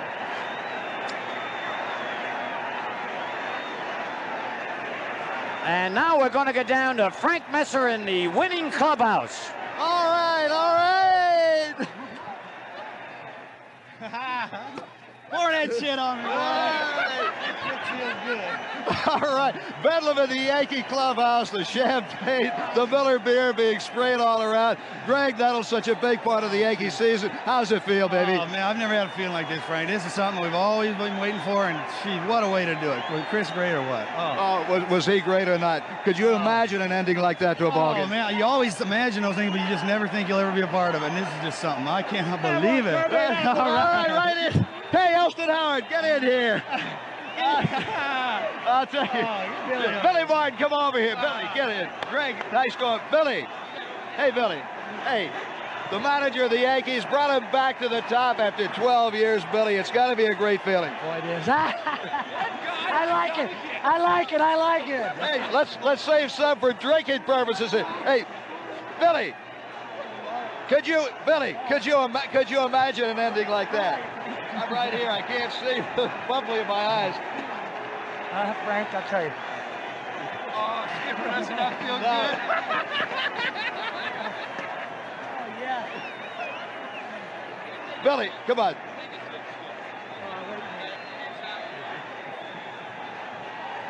Billy, just how do you feel, really? I've never been happier in my life, Frank.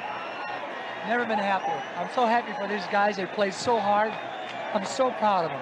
They played so hard, Billy, because you were the manager. Oh, my coaches, everybody, the whole organization, everybody did it. It was just a combined organization job. I'm so proud of everybody. Billy, what about Cincinnati now? Any fear? No fears about them at all? The only thing can help them if we don't show up. Okay, Billy, I know you're going to show up for the World Series. Grant Jackson.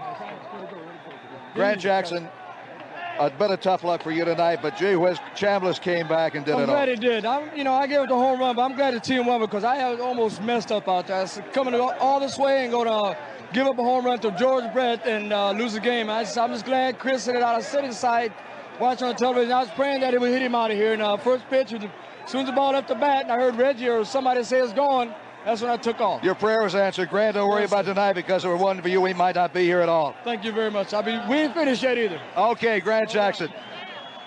Where? I can't. Let me have a towel, Dottie.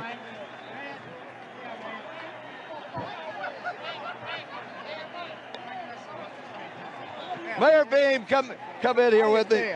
How do you feel? I feel great. These fellas did a wonderful thing for our town, and we're number one.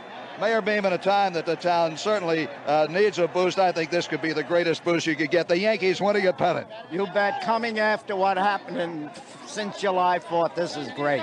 This is the greatest. I want to know, Mayor Beam, when was the last time you had a champagne bath? Not since election night, I'll bet. Oh, that's true. Certainly not since then, and I don't mind it tonight. It's good. It's been just great. George, just keep the camera going. George, come on. George, gotta have George Steinbrenner, the owner of the Yankees. Hey, soaked in champagne and beer. Just proud of New York, Frank, and proud of these guys. And geez, it was great, and I'm glad that it happened for New York. Well, George, you said when you bought the ball club and came in here, you promised the people in New York you were going to bring them a winner. Yeah, we did. And I want to say hello to Toots Shore. He's sitting in the hospital. He wanted to be here with us tonight, and he couldn't be here. And I want to pay particular attention to our scouts, Bobby Cox and and Jerry, who were up Jerry there, Walker. who did a fabulous job for us, and goddamn, I can't say enough about him. Well, George, I'm just so proud of our kids and proud of you and the city. You know, it's all right. George, congratulations. Congratulations and the best of luck in Cincinnati. You're going to take the Reds. Well, we're going to go at him, boy. I'll tell you, we'll have our go. You can be sure of that. Okay. And he's a good sport, I'll tell you that, for a mayor to sit here and take this. That's great. He is a good sport. Thank you, George. George Steinbrenner, the owner of the Yankees. And as we said, when he bought the ball club, he promised to win it in New York. It took a couple of years to do it.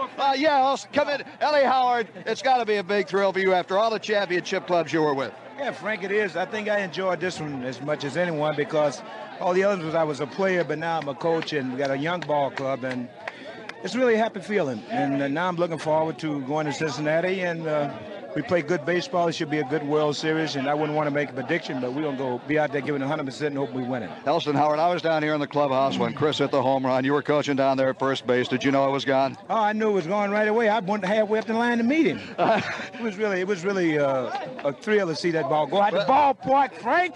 These guys, I don't know. That's all right. You've been spraying it on everybody else, so you get your taste of it too. No, I'm glad of it, and it's a great feeling because a lot of the young fellas haven't been through it, like Yogi, myself, Catfishy been through it, Billy been through it, Holtzman, and we're happy with a young ball club, so we're looking forward to playing in the series. And so many guys played their hearts out all year long. They never gave up. Yeah, it was good. We played a ball game. We were leading the league the whole year, and of course, Kansas City had a very good ball club, and we played good baseball, and I thought when we had a 6-3 lead, I thought we had it won, but good hitter, Ken Britt. George Britt hit the home run, and we came back. Chambliss, who had an outstanding playoff series, and so now on to Cincinnati more, hoping for the big one. Okay, there's some more shit. Thurman Munson, come over here. The Yankee captain and catcher, candidate for most valuable player in Thurman. I know you've got to be happy. You waited a long time for it.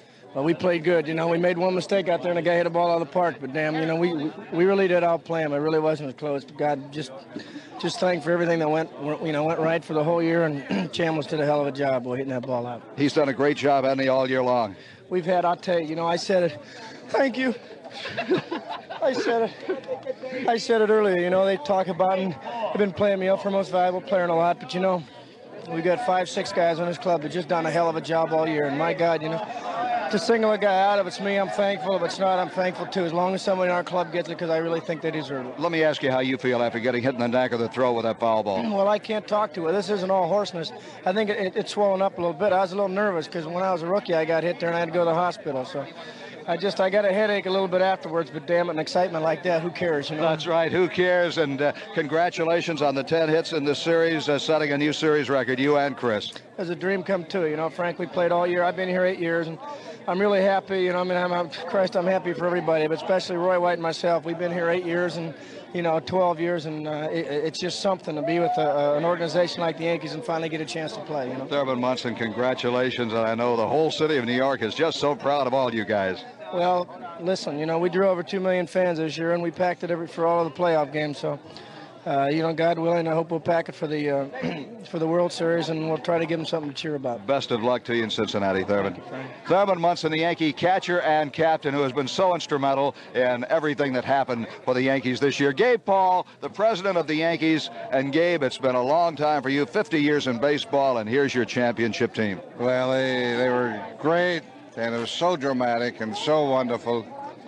We had it, and it slipped away, and it came right back. And these are great, courageous fellows. I think that Gabe Paul, nobody, Elliot Maddox sneaking up behind there. Nobody has to tell you were justified in any of the trades you made. It's been proven out, but I know you have to take a great deal of satisfaction, especially now in the Chambliss trade. Well, we're just so thrilled about it all. Just thrilled.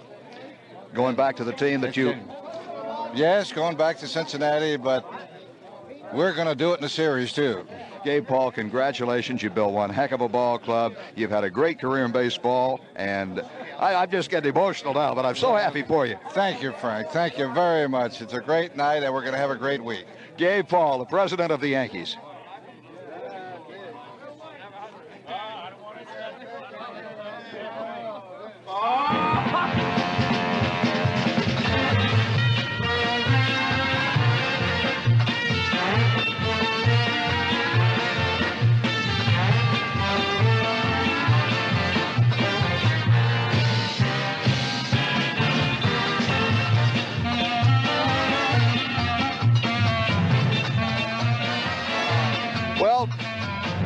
room here in the Yankee clubhouse. We wanted to get Chris Chambliss, but understandably, he is just completely surrounded.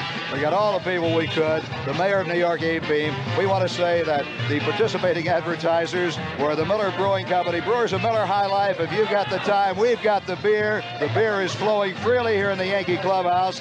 Citibank, we thank you. There's a hard way and an easy way. Citibank is the easy way. And Toyota, the official car of the New York Yankees, the small car that's built to last. You asked for it, you got it, Toyota. And Mr. Steinbrenner has asked me, especially before we get off, we're going to have to get Jerry Walker. Did such a great scouting job on this, Jerry. Thank you, Frank. It's really a real pleasure, I'll tell you. You wrote the book on the Kansas City Royals. Well, they did it. They did it. Frank, I want Bobby on that. The players, Bobby Cox, who also helped write the book, the scouting report on the Royals. You guys did a heck of a job. Well, I think Jerry did most of the work. Frank, it's cold in there, boy. Jerry did a great job here. I only followed the club for about 8 ball games, and Jerry followed them for a month, and I think it worked out very well. I think that you guys, as George Steinbrenner said, deserve as much credit as anybody, as much as the guys out on the field. Thank you, Frank. Bobby well, Cox. The credit goes to the ball club and the front office, I think. Billy Martin, Frank. And, well, the credit is evenly distributed. Thank you guys for stopping over, and congratulations on a job well done. Thank you. And we also want to thank our participating advertisers, the Miller Brewing Company, Brewers of Miller High Life. If you've got the time, we've got the beer. Citibank, a hard way and an easy way. Citibank is the easy way. Toyota, the official car of the New York Yankees, the small car that's built to last. You asked for it and you got it, Toyota. And your local independent Chevron dealer who wants to serve you and your car along the Chevron way. And Colonial's Yankee Franks, the only beef frank sold at the stadium with a taste that takes you out to the ball game. And McDonald's, now serving breakfast, lunch, and dinner. And White Owl cigars, so good we guarantee them.